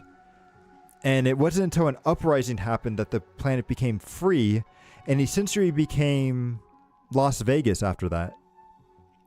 So this is kind of telling us that the crocodiles used to be this group called the IPC, which was the original people that turned the planet into a prison planet. So, interesting to see who they chose to be the villains. Well, let's go, friend. Let's team up with Brother Hanu and defeat the stone boss. Well, the compass crew elects to help Brother Hanu. Clocky also rushes into the fray, his dial brimming with justice and compassion. But this isn't just some playground tumble. It's an actual war. A war that is far more brutal than Clocky can imagine. Okay. So we need to try to reach a dramatic of 55 here. So this is the one that can increase dramatic the most. So let's put the 4 here and the 3 over here. Bum. And then, let's see. Okay, we gotta be careful nothing drops down to 0, but this should be fine doing the 5 and the 1. Man, they really make the editing seem very basic here. And for some reason in Star Rail, they do like to do these events where it's like one is going to be always combat related, and then the other is going to be kind of like a story or kind of a side event for, I guess, kind of the casual players. It's hard to say who the target audience exactly is. But this one, interesting lore-wise, but boring gameplay-wise. So let's see. The story snippet here will amplify the emotion gained to other plot lines, keeping in mind to make good use of them. Will increase the emotional gain from other plot lines. So does that mean that it increases how this one works? So if I put a 4 here, in this act, drama obtained from event cards is increased by 2 times. Okay, so that increases this one then, right? Because normally, yeah, so it increases it by 6. Okay. Interesting. So let's put the 4 there, and this increases drama.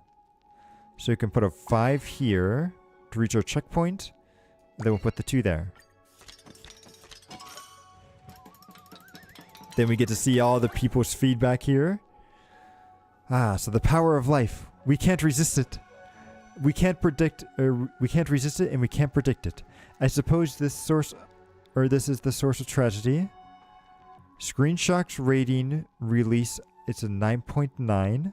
Ooh.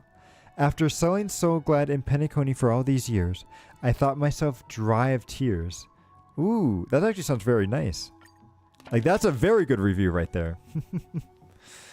So, TikTok, the storyline... Ooh, it has a branching path. But it has a special ending. Can we not see what the special ending is? Ah, we have to go and do this multiple times. Ah. Okay, okay. So I guess we gotta do the classic ending first, and then we can do the special ending. Ooh. Well, that's some war. Whoa. Under Brother Hanu's leadership, Nightmareville once again defeats Boss Stone. Oh, Boss Stone. Ah, because the IPC is considered...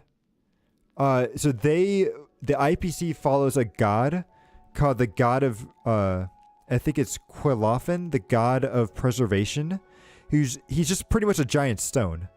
In fact, hey, I wonder if I can get out of... If I exit... let me do the pause and save. Let me show you guys what this god looks like. So if we go to the world... And we got to go out here to... Actually, a very interesting game mode. Called the Simulated Universe. Which this one is very much like a roguelite here. And in fact, this one might actually be a better to show you guys... what the story mode... Or what the gameplay is actually here. Let's see, if we go to Index... We go to Blessing... No, we go to Aeons. Here we go.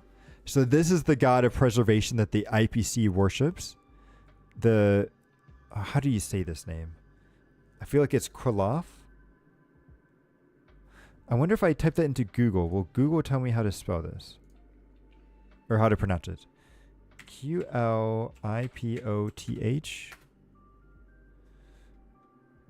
How to pronounce?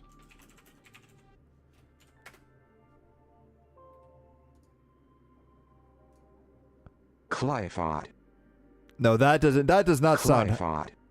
That does not sound like how they pronounce it there. No,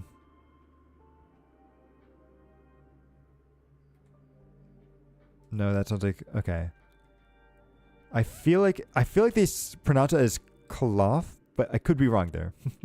These ancient... Actually, I wonder, is this a Greek name? I never did look up what the gods... actually, like, where their names actually come from, because there's also like Belobog. It's supposed to be a very famous thing as well, but I've never heard of it. So anyway, they follow this, who's the god of stone and everything, and in fact they even have these like stones that give them immense power as well. So it's interesting to see where they got all their inspiration from. And in fact, this guy's also made out of, I think, pure diamond. He's the god of remembrance. Elation over here is the god of... Pretty much Elation just wants everything to go crazy. You got the god of the hunt, destruction, nihility, who actually played a pretty important part in this.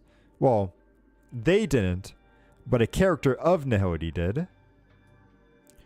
Then we've got the god of the abundance, the god of propagation, erudition, harmony, and the order. These two play two big important parts. Veracity, which we haven't really encountered anybody of. An equilibrium. And then... Oh, I never did unlock that one, did I? You know what? Let's go and do this story mode here. We'll take a little bit of a side tangent and actually show some actual combat. We'll go to this one. What path do I want to go with? We'll go with erudition. And I'm going to replace... Let's see, what is the final... I'll replace you with... Oh. Replace Gallagher with Adventurine. Let's do this. Okay, so we've gotten a record with all of these. Let's go with this one. I don't think it really matters because I'm just trying to unlock stuff for the story mode. or for this gameplay mode, I should say. So I've got to get all the way down to here. Essentially, that's just part of the story path. It's not super important, but it does help out with getting us stuff. So we've got to move across this board and get to this red mark over here. And along the way, we get certain events depending on which stuff shows up. So the design of the Aeon of Harmony and Abundance are pretty... They are really cool. I really like the Abundance one as well. Because they look like really pretty and stuff. And the Harmony, I like... Oh, if I can go back, I'll show you guys. Because it looked like it's made up of a bunch of different like puzzle pieces and everything. And in fact, let's go back and take a look at them again.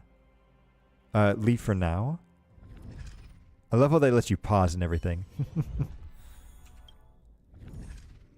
Because if we look at that, the Harmony is supposed to have a bunch of different puzzle pieces, right? Yeah. So it's a bunch of different... Oh, I can't zoom in. I wish I could. Yeah, but it's a bunch of different puzzle pieces showing that everyone can come together and work in harmony. And apparently this god also devoured this one over here, who's Enna, the god of law and order. Because I guess when everybody's in harmony, they're also in order. Although it's supposed to be a mystery as to why they ended up devouring the god of order. Also, this one looks interesting too. Although very creepy. The god of veracity. Pretty much a god that's just all about like attacking and everything, right? Equilibrium looks cool too. Although I think there's supposed to be like a second half to them, isn't there? Who else? Nanook. This guy, honestly, he's supposed... They're making this guy to be like kind of the big... I don't want to say... Yeah, actually the big bad pretty much. Because he's the god of destruction. And he's supposed to, I think, eventually destroy everything. Which is why I think even our story began. Because there's a guy called Elios who is trying to prevent that destruction from happening. And for some reason, to do that, he had to put a Stellaron inside of us. But we just don't know why. And in fact, yeah, here's the God of Harmony. Very cool. In fact, I think Elios, who is the leader of this group called the Stellaron Hunters, I believe if I go to the art, I think if I go to the data book, let's see. Can I show you guys? I want to see. Yes, here it is. You see this cat right here? I think this cat in the art design here is Elios. Because it's very weird that this cat just shows up here. Wait a second. Is this female character in the background? Is that Firefly? Because like I've always wondered who this female in the background was, because she's not really obstructed like the other characters. And we see Silverwolf and Blade here. So it's very interesting that like we see a lot of her, but we didn't know who she was. And I think this is supposed to actually be Firefly. Because let's see, Firefly hasn't shown up here. Although Firefly is actually another character who I won't spoil. But let's see, I don't think Silverwolf has anything yet. All of her stuff is just her exploring the web. And I don't think Blade has anything in his artwork either. There's a couple of ravens, but yeah, nothing really here for him.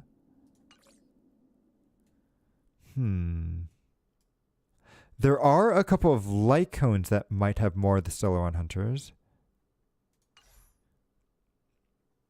Oh, nice, nice. Hello, Kohaku. Thank you for stopping by. And I hope your chess games go well. Are you playing chess on that, I think it's chess.com, right? That a lot of people are playing on? So let me see. Destruction. I think since this is Blades Past, we aren't going to see Ilios there. Okay, yes. Well, I hope your games go well. I know I've been playing a lot more Mahjong Souls lately. And I've been kind of on a losing streak, although I was able to beat that losing streak before this stream. And it was very interesting because Mahjong's all about like points and everything. And the game can end either once somebody has gotten to 30,000 points and has and everyone in the room has gone at least once, or the game can end if somebody reaches negative points. And when I was playing earlier, I was able to knock somebody down to exactly 0 points, which means that they were still able to play, but they were very close to death, which was quite interesting to see. So Nihility, this is one with Kafka. And I don't think her Lycon's going to have Ilios in it. Nope. Silverwolf. No, this has Blade. It also has Alberts as well, which is very cool. But no... Yeah, no sign of Ilios. Also, I really... I'm so tempted to pull on the Lycone banner. Because I really want this Lycone. Even though it's not a guaranteed or anything. But this Lycone is so good. Because this is Acheron and Black Swan dancing together on a very nice dress. And outfit. They honestly should have drawn the animation with them in these outfits, right? Ooh, you tried pulling for Robin's Lycone. I don't know if I want to pull for Robin's Lycone because we're getting this Lycone for free, which is very similar to her Lycone. Oh, no. Oh, that stinks that you lost the 75-25. I've had that happen to me when I pulled for Kafka's Lycone, and it made me so mad too because it made me so mad because I lost the pity at essentially like 90 pity, right? So it's like not only did I lose the 75-25, but I also lost how should I put it? I also have to wait till 90. Wow, my brain is not working. I think it's too tired from us having very long streams the past couple of days. Also, I don't think I've pulled... Not this. This. I haven't bought any of this stuff yet. Oh, you lost the 50-50 on her Lycone too. Let's see, her Lycone has more damage and regeneration. Yeah. It's like I'm not thinking about Robin's Lycone, but I am very tempted when Ron May comes back to try to get her Lycone now that we have the Harmony Trailblazer. Because there's not really a good Lycone for the Harmony Trailblazer that isn't already been eaten up by Robin. Or not Robin. Ron May. There we go. Getting my characters confused. How many do I need? 800. Alright, so I don't think we're going to be able to do another 10 pull today. But let's at least finish this. And I think that'll be probably a good place to end it. So, I love how I said I'm going to go into this mode to show combat, and then I'm just going to skip it by using Acheron here. Boom. I'll show you guys the cool stuff with the boss fights and everything. No reason to show the trash mobs. Boom. Also, this character they introduced last patch, and they're so cool. Oh, I'm so glad I got a bunch of good versions of them.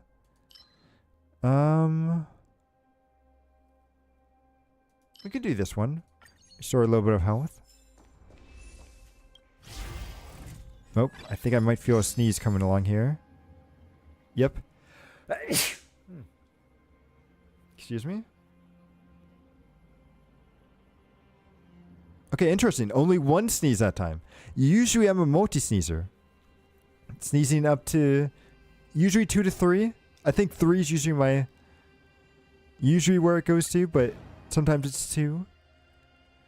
Switch here. The initial countdown is reduced by 5, and when you enter a domain with knowledge, you recover 1 thing instead. Oh, the knowledge is going to be... I think the knowledge is this red stuff over here. And then when you enter a boss domain, receive 1 blessing for every 10 countdown points in possession. Every point remaining... Huh. So I'm not going to have like any of this stuff, am I? So let's go up to here then. Because when we move each square, the countdown goes down by 1. That'll be a combat. Let's actually do this to get an event. Ooh, okay, so it's automatically putting us in the recommend. Wait, did it change where all of the... Oh, I should pay attention to what happened. Oh, the insect nest one.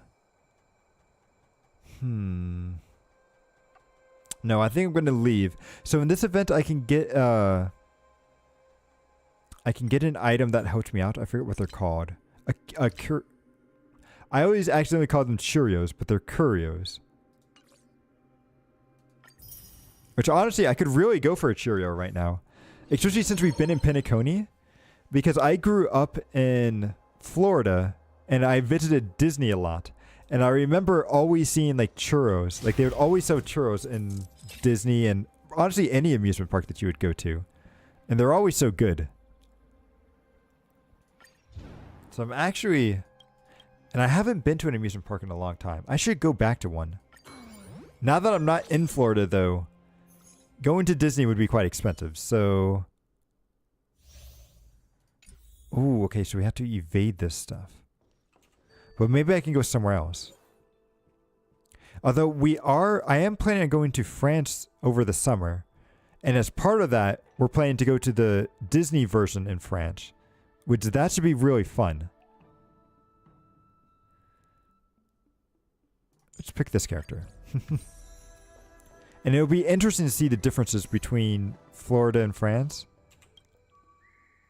And then one day I should also try to go and visit the California one as well. Ooh, you've been to Disney in Paris many times. Oh, nice, nice. Did you enjoy it? Or, ooh, I think here should be safe. Well, I'm hoping you've enjoyed it if you went to it many times. 4 times. I think this should be safe. Whew. Here. Okay, good, good. Nice! I've never actually done all 6 times before. Good, good. But I enjoyed the one in Orlando as well. That one was very good. And they've added... I think they probably added a lot of stuff since I've last been there too. Because it's probably been like... Yeah, at least 10 years, I think. Because I've been out of state for quite a long time. See, it felt a little old some of the times, but you had fun. Okay, good, good. Oh, you felt a little old. I mean, it's Disney, though. I feel like everyone's a kid at Disney. Right? Like, I don't know. There's just something in the air when you go to the, like, amusement parks and everything. Can move to any domain with no... Oh! Okay, okay. Hey, to me, there's always something magical, but maybe it's because I grew up with that in my mind as a kid, and so it always brings back nostalgia and everything. Although now that I'm very old, I'll have to see... Oof, I'm in my 30s now, so we'll have to see if I feel the same way. Although, actually, no. I think I'm lying. I am lying to you guys. I have actually been to Disney before that. Although, it's weird because they converted one of the parts of the Orlando Disney area to be open to the public. And so you can go in there without buying a ticket. And, you know, this area has a lot more like restaurants and like shops and stuff for people to buy stuff. So it's more of kind of like a commercial area for Disney. But it was really fun to walk around there because when we were there, they had this like Star Wars 3D like adventure that you could go into. So you would put on like a 3D helmet, like pretty much almost like a VR and everything. And actually it was VR, but like you'd go through the environment. I think they would pump like heat through this stuff when you'd go through like the fire area. You'd have to like solve these like puzzles. Although the screen was kind of a little bit broken on our side. Like it didn't match up with the button. So that was a little wrong, but it was still very cool. Is it like a commercial? Yeah, exactly. It was like the commercial city area, but they called it something else. Let me see if I can open it up. What did they call? Google should be my friend here. So, Disney Orlando. Park that is open to the public. So there's Disney Kingdom, Disney Studios. You know, so it's not Hollywood Studios, which I've been to. Animal Kingdom was fun. Hollywood Studios was fun. And Epcot was fun. Or Epcot was fun too. Because in that one, we were able to do like the make your own roller coaster and everything. I should really go to the audition place. Oh, are you talking about in Penacony White? Wait, is there an audition place in Penacony? So it's the Magic Kingdom theme park that I think they have opened up.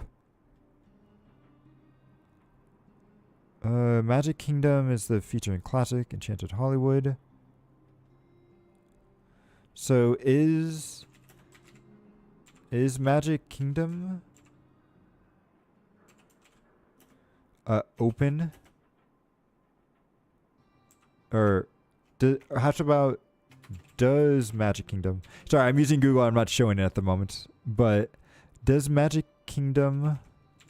I like when I type into Google, does magic, and it's like, does magic exist? Does Magic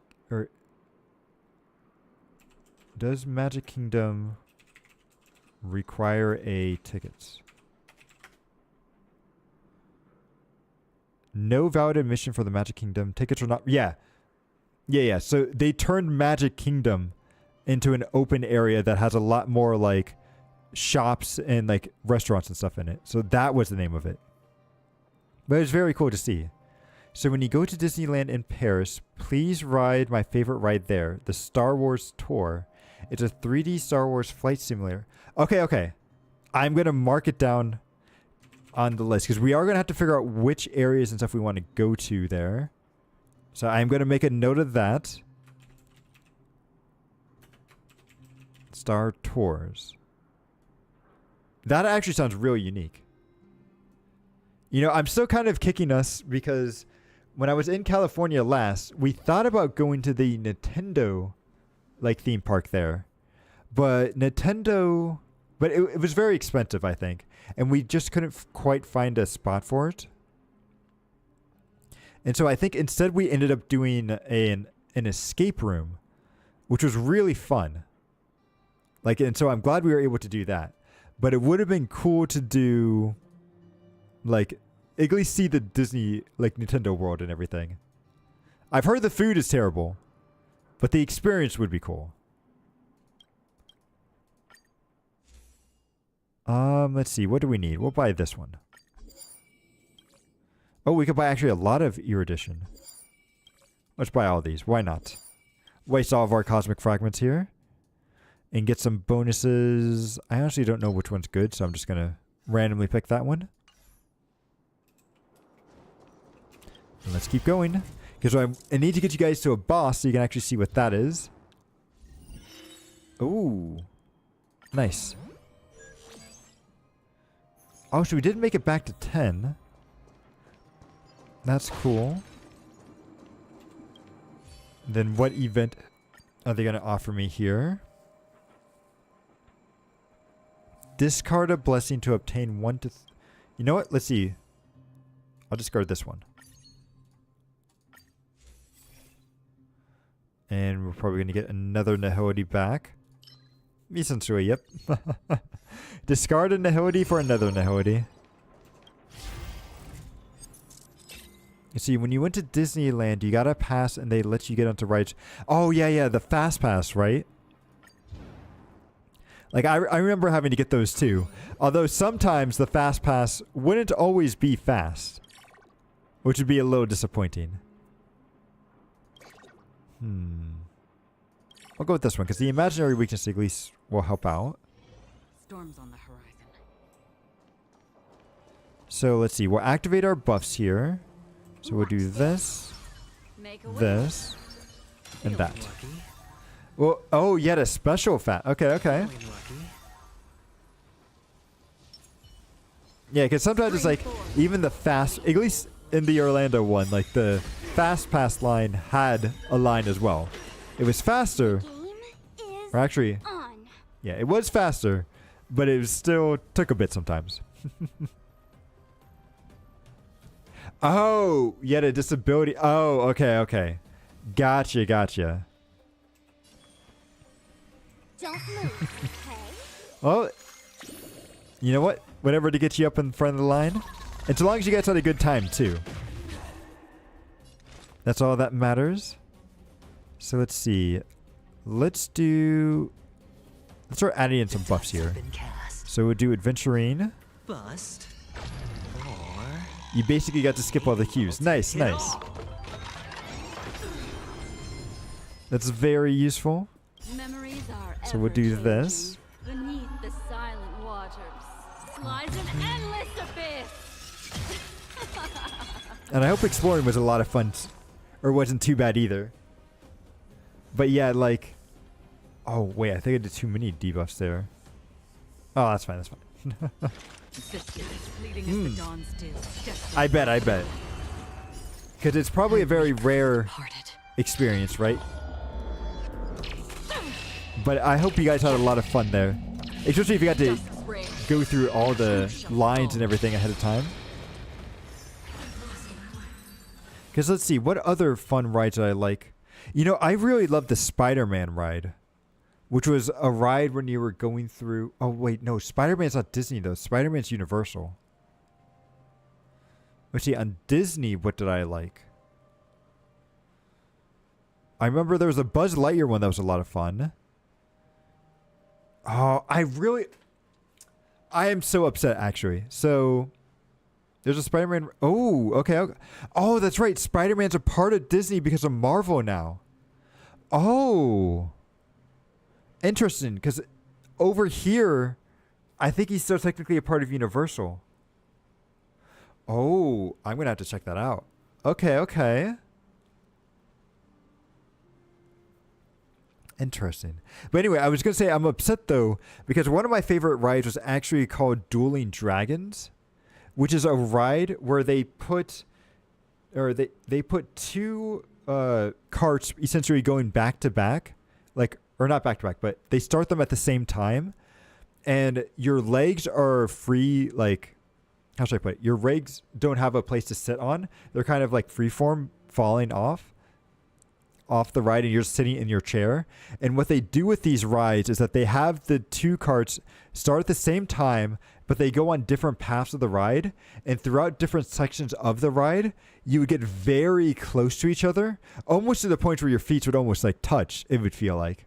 And then you would just always just slightly miss each other. And it was kind of like two dragons essentially going back and forth. And it was really cool seeing that happen. But unfortunately, I think they replaced that with another ride from the Harry Potter series. Also, I think that might be Universal too.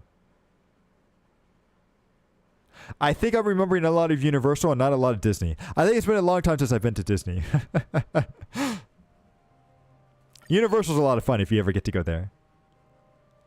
Ooh, this one counts as one of every Cheerio. Curio. Yes, it was very thrown, but in a good way. Also, there was... Yeah, I think I'm going to be naming off rides and stuff that I remember.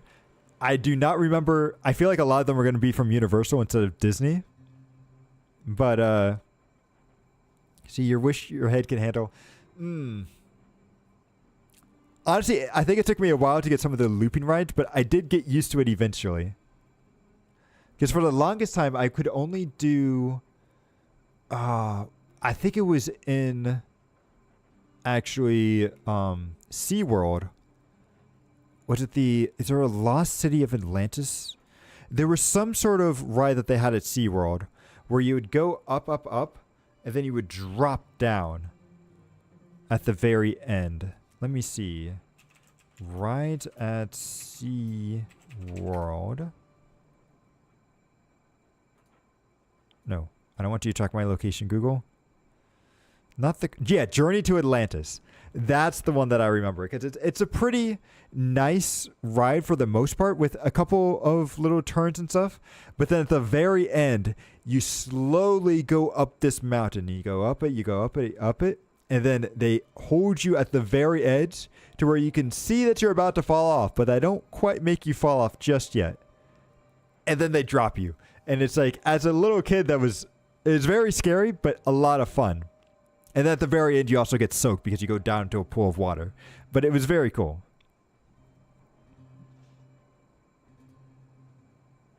So that was fun. Honestly, I kind of want to go to an aquarium because I haven't been to one in a while. But aquariums are always a lot of fun. And very cool. You just stick to the rides that don't have loops. Honestly, there are some very good rides for that. And honestly, like I said, Epcot, which is part of Disney in Orlando, that one was super cool because they had the make your own amusement ride or make your own roller coaster. And so they would put you inside of this like ball, and then they would use, like, you could design your own course and everything with the like technology and stuff that they had, and then the ball would move around and do twists and turns just like it, as if the ride was actually real. And so it was super cool to see that. And in fact, I think Disney, like, I think there was an old Star Wars one that was either, I don't know if it was in Disney. No, I don't think it would have been a part of Disney yet. So it might have been a Universal, but it had the same idea where they would put you inside of a moving box and the box would move around. But there wasn't any sort of like loop-de-loops or anything. But the box would twist and turn and you'd be like trying to, I think you were like riding a space fighter and everything. It was super cool. But man, it was, man, there's actually a lot of cool stuff that they used to do. I need to go to amusement parks again. That's probably, yeah. Like the Star Tours. I don't know if it was called that, but I think it was in Disney. But I don't. It's just weird though because it's like I don't know why Star Wars would have been in Disney at that time. Because this is when I was like a kid. And I don't think Disney acquired Star Wars until much, much later. I'll go with you.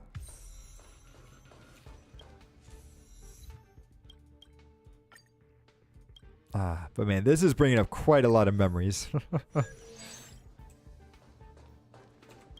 I feel like I'm going to have a blast whenever we do get to go there. It was a shuttle bus with the C3... Yes. Okay, so it was Disney then. All right. Yeah, because that's exactly what I remember. And that one was a lot of fun. So I can see why you wanted to recommend it. I'll have to take my friends onto that one too. According to Google, they acquired it at the start of... Really? For some reason, I thought it was a lot later. But 2012 seems so soon. Maybe they just didn't do anything with Disney for a while. Because when did they start the new trilogy? Star Wars. Because what would that have been episode... Was it 7? Episode 7, right? That was 2015. Okay. Why does that feel like that was much sooner? 2015. I feel like that was like in 2020. No? They used it more for... I see. They did actually do a lot of really good stuff with the cartoons. Like, I think they were the ones that made Clone Wars, right? Which was actually a really good one.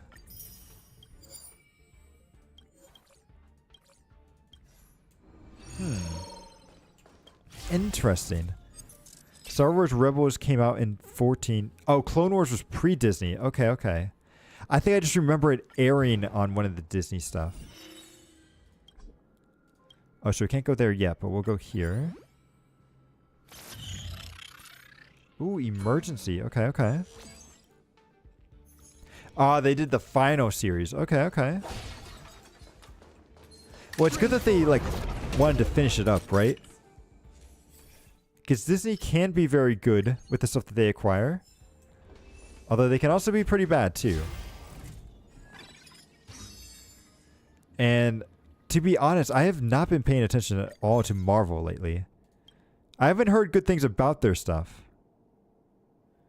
And immediately copy the domain onto adjacent ones and apply a knowledge to it. Okay, let's do that.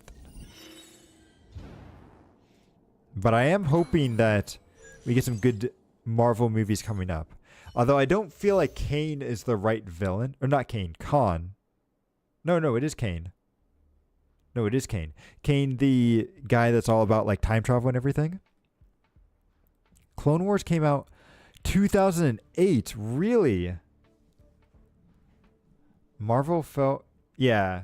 It definitely fell off after Endgame. I feel like the problem that happened when they fell off after Endgame is because, like, one, they didn't have a good villain that they really wanted to go with. Like, Khan could be good, and he was a really cool one in the comics.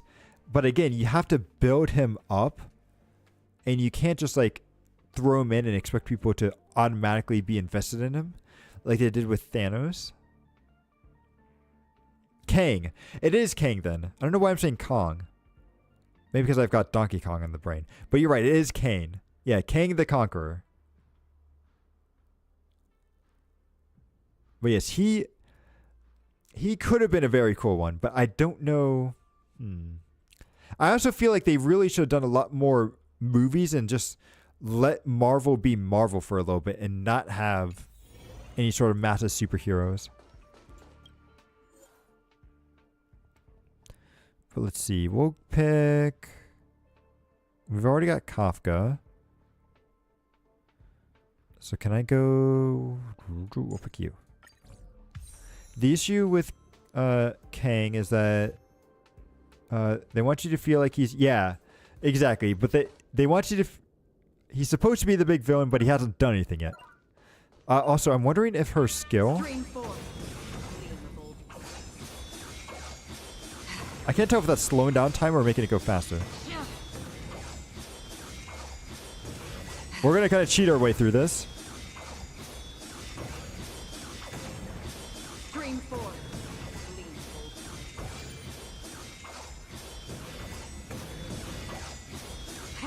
I don't know if this is working. Oh no, I'm stuck. No, my flawless plan. I mean, it was pretty flawed, but it worked. Thanos had a nice slow build up. And he was very, not only that, but he was also very menacing once he did actually come in. You know what I actually do want to see, though? I want to see the new Deadpool movie. I think that one should be really cool. And I'm excited to see what they do with that. Did they have a Doctor Doom? They have not. And Doctor Doom is like one of the best villains that Marvel has. He is so cool. And I totally agree with you. They need to have a Doctor Doom movie. They need to also do the Fantastic Four justice. Because it was nice that they had Reed Richards in the Scarlet Witch film. However, he didn't really get to do much, and I feel like a lot of people are going to be making fun of him because of that. But Reed Richards is like, he is like the smartest person in the Marvel Cinematic Universe, right? So like, you have to have him in there, and you have to build him up because he's so good. Also, I don't know how they're going to do it, but we need to also have his son in there too. What's his name? His son, he's like one of the strongest characters in Marvel. What's his name? Reed Richards' son. Franklin Richards. I don't know why I couldn't remember Franklin. But Franklin Richards is supposed to be like one of the strongest characters in the MCU. And there's even a fan theory going around that the reason why the Marvel characters in the like comics don't age is because of Franklin Richards and the fact that he doesn't want the world to age and change, and it just wants it to be his same like kid mindset. Yeah, so Dr. Doom could be the biggest bad, but instead we get Kang, who, don't get me wrong, he's not a badass, but Dr. Doom or Galactus. I mean, Galactus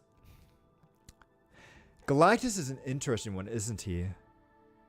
Because Galactus has an interesting story, but he has an interesting previous lore, but as a character, he's kind of boring, I think. But if you can build him up, he could be very cool. But you do need to have Reed Richards with him, though. Because, like, the Fantastic Four and Franklin and everything, like, oh, man. If they do the storyline with Franklin Richards and, like, the whole, like, arise, my Galactus. Like, that would be so cool. It would need a lot of building up, though. And you're right, the Silver Surfer is very cool. So they could definitely do it. But they have to build it up right. And with the way things are going right now, I don't trust them to be able to do that right now. Okay, we're going to switch to Kafka and hopefully try to get this here. Because her skill is very good at killing these things. Yep. Boom. Slash. Slash, and then go here. Yep. 1, 2. Slash. Break. Good, good. And then 1. Okay, good. 1. Nope, come on, come on. We're almost there. Boom, boom. Did we get him? Yes, we got them all. Perfect. So Marvel movies all follow the same formula. DC's movies have sucked for ages, and they finally started getting good, and then they canceled everything. Right, right. It's like, because they did start to make some good ones, and then they just canceled. And you know, want to know what makes me so upset about DC? Is that when I was a kid, the DC cinematic universe for the TV shows were so good. Like the Batman animated series was amazing. You had the Justice League. You also had Justice League Unlimited. I feel like there were probably a couple more. Superman. There was a Superman series too. Like they had so many good animated shows, and they all like were connected together. And then for some reason, when they came to the movies, they just completely flopped and had no idea how to actually get it together, which is so sad. Because they had a formula with the TV shows. They just had to copy that. You see, you're a DC fan over Marvel because their comics and animations are superior. You know, I really need to go and catch up on Young Justice, because that show was very good. And then they canceled it after the second season on TV. And then they've been bringing it back on, I think, DC's own streaming platform. And I've seen bits and pieces of the third season. And I think they're up to season 4 or 5 now. Yeah, it's super good. Young Justice is great. If you guys haven't seen it, you should go and watch it. Place knowledge to each adjacent. Okay. So let's go here. And then we could go here, here, and there, I guess.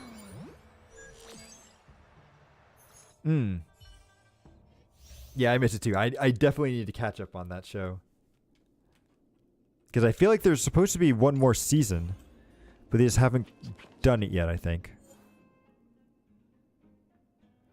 Also, I thought there was a character that could easily cheese this.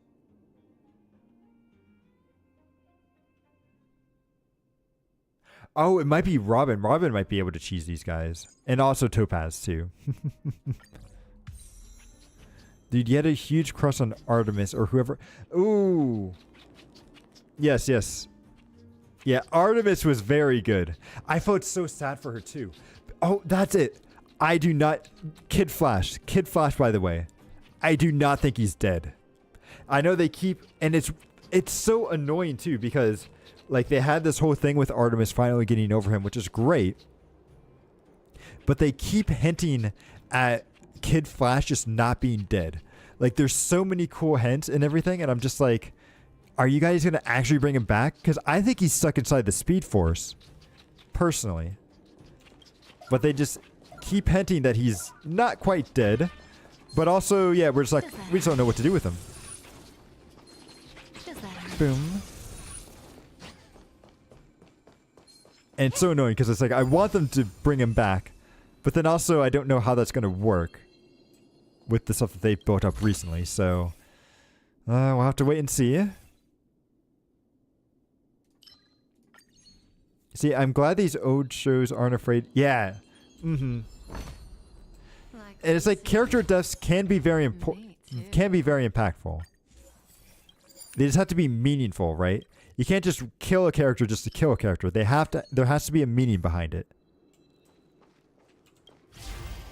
Cartoons now are so ass.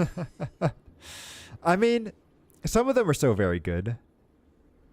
Like, I think it's just like, because I was at a phase where it's like I thought kid shows were bad too, but then as I got older, I realized I don't think the kid shows are bad anymore. I just think they're aimed for kids. And then also the adults that watch them. So like when you're in that middle phase where you're not a kid, but you're not an adult yet, some of the stuff just doesn't quite hit you the same. But I remember like, because Teen Titans Go was a show that I thought was going to be absolute like crap. Because it looked like crap to me when I just saw the snippets of it. But then I actually saw the show and I'm like, you know what?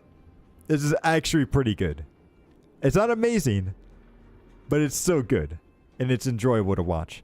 And I feel like there's a lot of stuff out there that like I really need to kind of go back and give more kids shows a shot. Because like even like I think it was like Craig of the Creek. I saw a couple episodes. I'm like, you know what? This is actually pretty good. Adventure Time was amazing. Adventure Time was a great show. Teen Titans.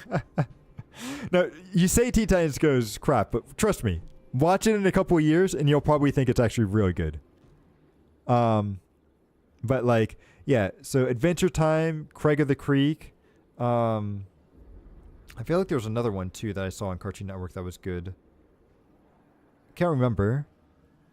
But also I've heard a lot of really good things about Bluey too. And I've wanted to try to give Bluey a watch.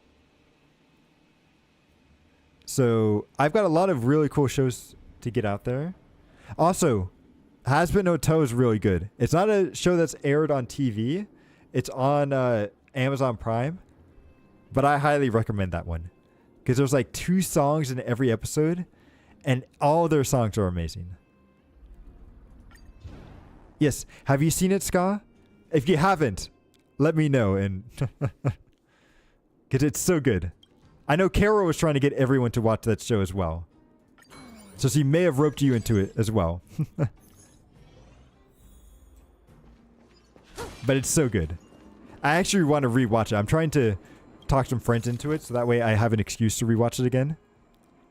Craig of the Creek was okay, but I think you've only seen a little bit. And Adventure Time, yeah, Adventure Time was great.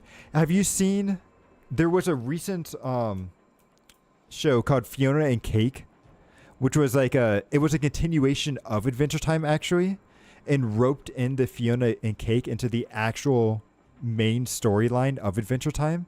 It was really good, and I loved it. Okay. You watched it with the others too. Gotcha.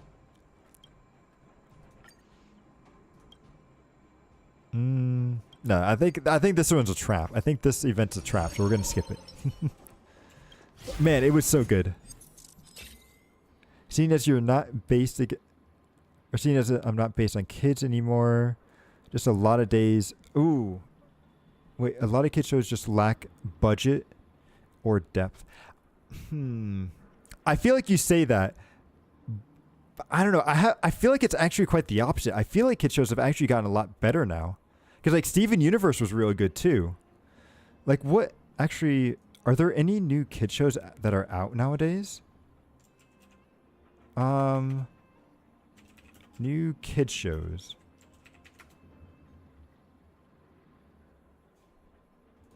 Oh, you know what? I need to go and watch oh, what was that show called?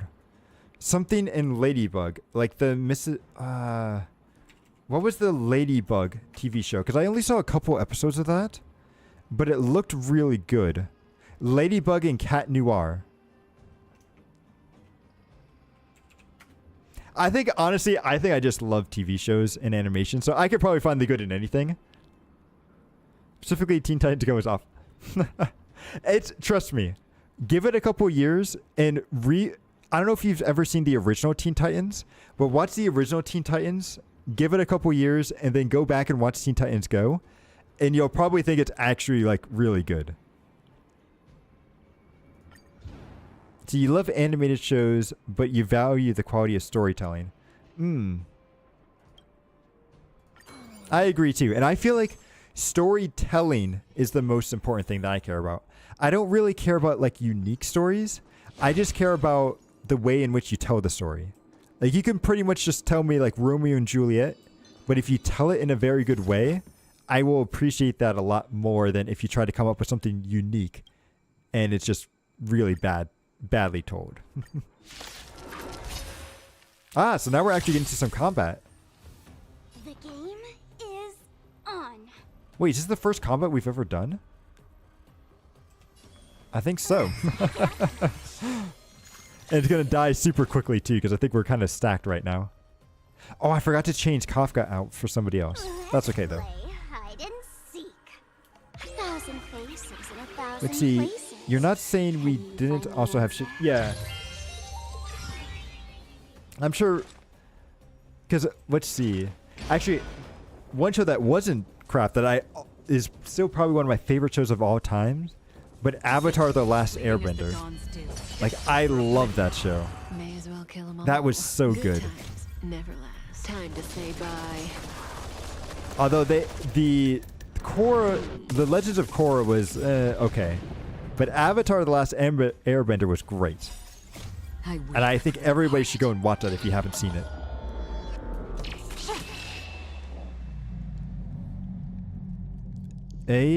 ATLA? What is ATLA?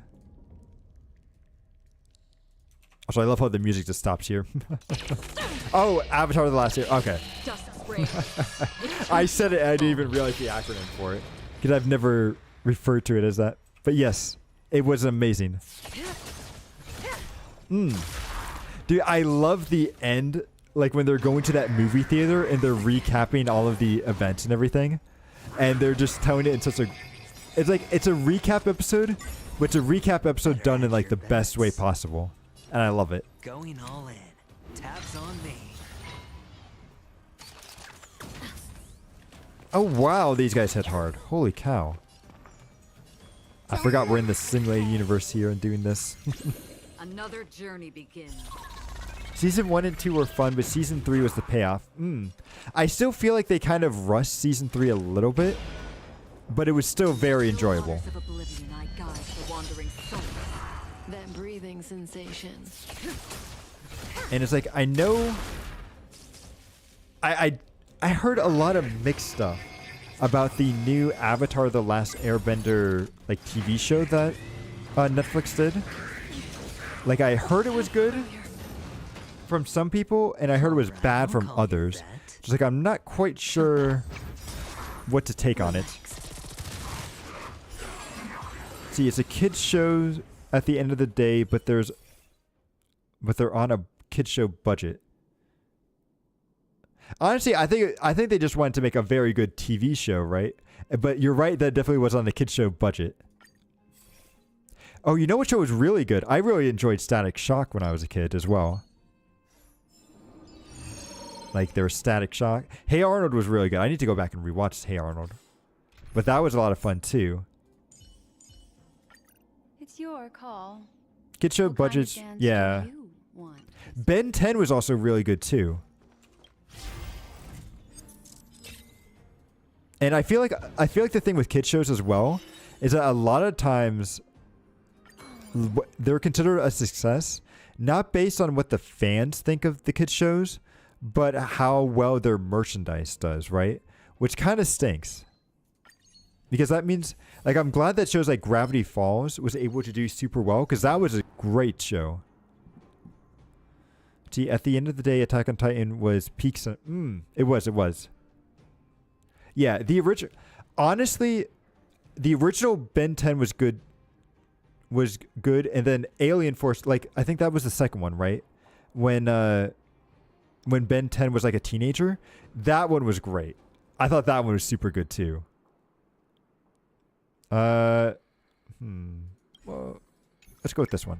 Actually, no, we'll go with the Abundance. Yes.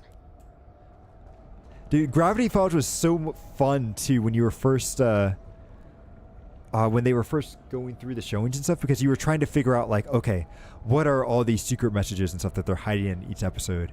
Let's go frame by frame in this. Let's do like reverse, like text, or replay the sound in reverse and everything, right? And all the fun stuff, and just coming up with all the theories. Like, it was so good. Watch this. Feeling lucky. Feeling lucky. Okay. Boom. Ultimate Alien took what Alien Force did well and threw it in the garbage. I don't know if I remember Ultimate Alien. Was that when he reversed back into like a kid or something in Ben 10?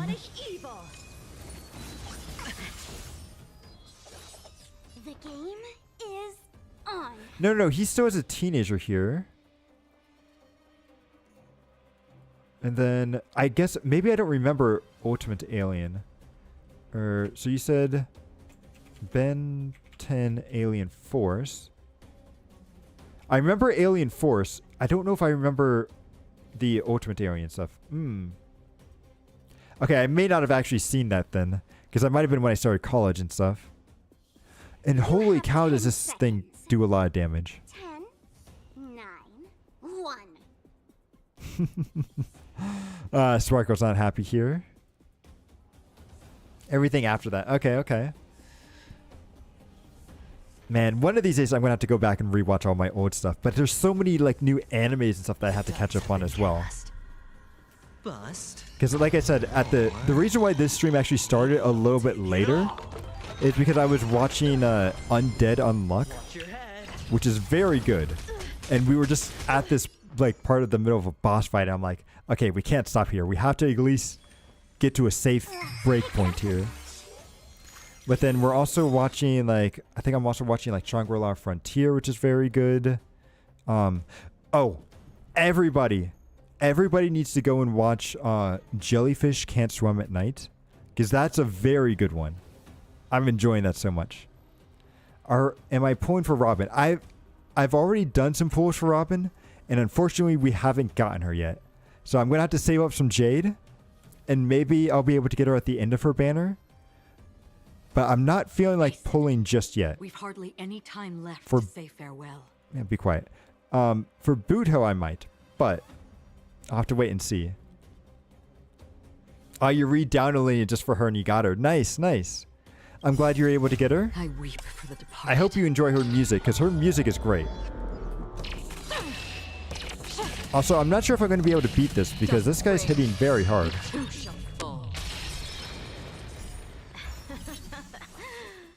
But we shall see. You tried for Topaz and you failed after Robin. Honestly, I do want Topaz. Like, that's there's so many characters I want. And I'm just like, okay, how am I going to get everybody? The answer is I probably can't get everybody. But I really do want them all. So hopefully... Ugh. And I don't. The thing is, Weathering Waves is coming out too. And I want to play that. And I don't know what I'm going to be spending on that. So hopefully nothing in just the Battle Pass. Because I heard Punishing Grey Raven was actually very generous when it came to its like currency and everything. So I'm hoping I won't have to spend much on it.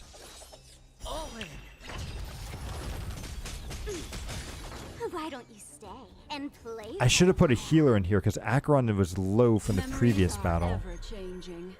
Beneath the silent waters lies an endless Because I'm so scared that Acheron's going to die here and then we're just screwed because he's our main damage dealer. Let's see. Let's play hide and seek. Yeah, Topaz is great. 1,000 places in 1,000 places. And then I really want Jade coming up too. I keep mentioning that a lot. I'll definitely, I will stream her pulls. And we'll definitely be doing some questing for that.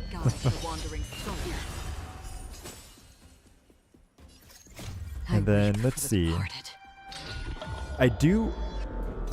Let's see, so since I was talking about Weathering Waves before, I've gone over the characters I want a little bit. Because I want the first... I think it's the first female 5-star that we're getting with... I think it's Yen Lin is her name. Because I want her. And then I also really want... oh, what's her name? Tai Chi? Or Tao Chi? No, they froze... Oh, come on.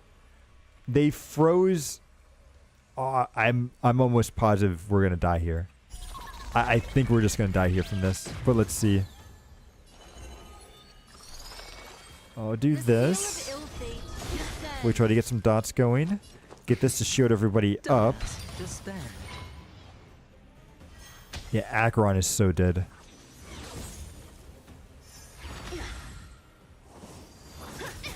Okay, good job. Good job resisting that. I don't want you to freeze. Oof. Dang it. Yeah, Acheron is so dead. She's so dead because I can't. She's frozen. She's got low. And she just died from the freeze. Oh. Oh.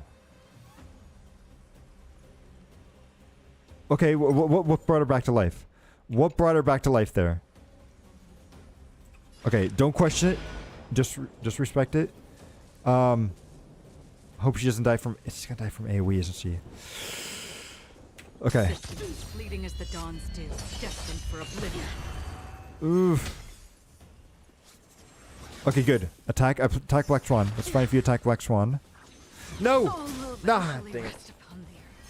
I think this is where we die. Because our damage is going to be gone here. Oh, okay. Yeah, this is going to kill us. Richie, remember to support.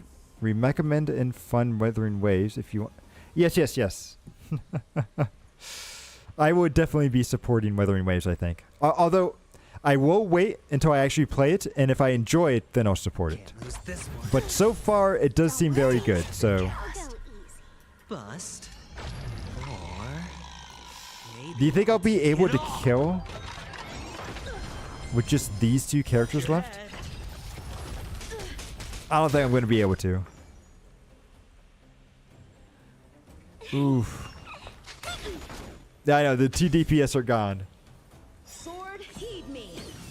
You see, if the game is fun, you'll spend money no problem, but I'm going to have to play on... I wonder how it's going to be on mobile. Hopefully you have a good phone, too, to be able to play it. Because I haven't... Even though I have a good phone nowadays that can play something like Genshin Impact, I've never played Genshin Impact on the phone. I've played Star Rail on the phone, but I've never played Genshin on the phone before. It does just not seem worth it, you know? No, attack Adventurine. He's got the target over his head. Thank you.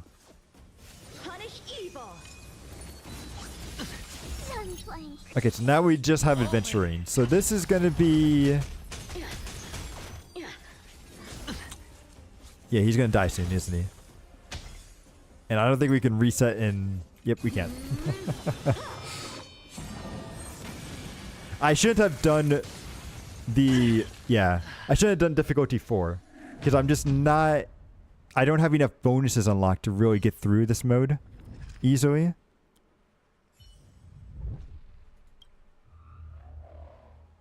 Yeah, because I think I need to still unlock a bunch of stuff here. Not there, but I think it's in this. Once I get through all of this, I should be able to get through it better. But at least we got to see a little bit of the combat and stuff. Oh, is it not coming to PlayStation day 1? Are they just doing PC and phone day 1? And then PlayStation at the later date? Which is what I think Genshin did too, isn't it? Do you think they would ever port Wuthering Waves to the Switch? I don't think the Switch would be able to handle it, but it would be fun if they did it. But alright, I think for now though, I think this is where we'll have to call it. Oh, okay, so we see all this stuff. Then we get to see a timeline. If I go here... Oh, okay, these are side stuff. Gotcha. We are good. Remember when they advertised Genshin for the Switch? I do. And they never actually, like, released it, unfortunately. Because Sony might be annoying to them and be like, you need to... Oh, yeah. Isn't that the main reason why it's hard for stuff to get on to, like... What was it? I think it's Apple, right? That has a very annoying... review process and everything, right? Because I think that's the one that people complain about a lot, where everyone, like, Apple is so bad, so everyone has to, like, I think all updates kind of get delayed a little bit.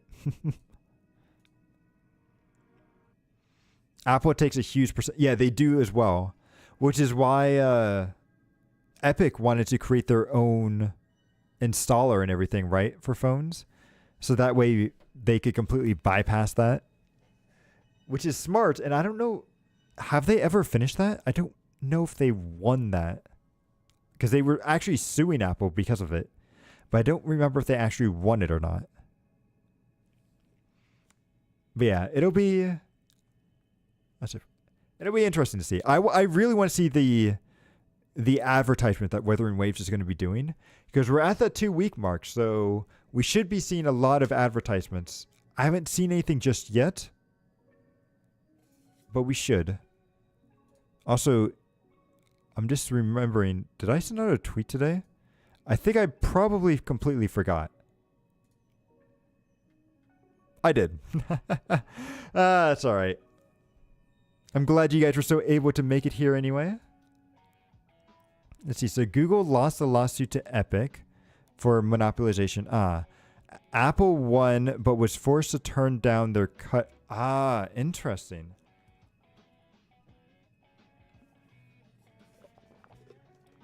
You know what they also should really sue Apple for is the basically Epic. I gotcha. What they should really sue Apple for is the messaging system that Apple has, right? Where it's like when you do Apple to like Android and stuff, they purposefully make it terrible, which is just not cool. So I hope somebody goes and fights them on that, but it may take them a bit. Well, let's see. But yeah, anyway, I think my brain's starting to fry because we're already, holy cow, we've already been going on for 3+ hours. And like I said, I think the past couple of streams where we did, what was it? I feel like it's been like 4 to 5 hours for the past couple ones. To use an Android because you don't enjoy Apple products. It's the same reason for me too. Honestly, I really enjoy Android and PC and customization stuff, but I can see why people do like Apple, but I'm definitely just not a fan. But yes. Anyway, though, I think this is where we'll call it. I don't have anything else planned for this week, but next week we should be streaming. Actually, I need to work it out because I want to do a collab with a friend next week, talking about like Star Rail story and everything. And then we need to do Elden Ring because we weren't able to do it this week because of Star Rails. And then we do also have to continue on with Peach and Hollow Knight at some point. So I'll figure out what the plan will be next week. But for the moment, ooh, you want to play me some chess? You probably will definitely scold me because it's been a very long time since I played chess. But if I play you in chess, if I play you in chess, you've got to play me in Mahjong Soul. And then that one, actually Mahjong's still kind of random. I don't know if I could actually win. It's not going to be a guaranteed win, but it would be fun. In fact, I might try to get some people together for Mahjong Souls for that. I've got ideas brewing for the next couple of weeks, so we'll have to see. But I'll let you guys know. And thank you again, everybody, for stopping by. Yes, thank you.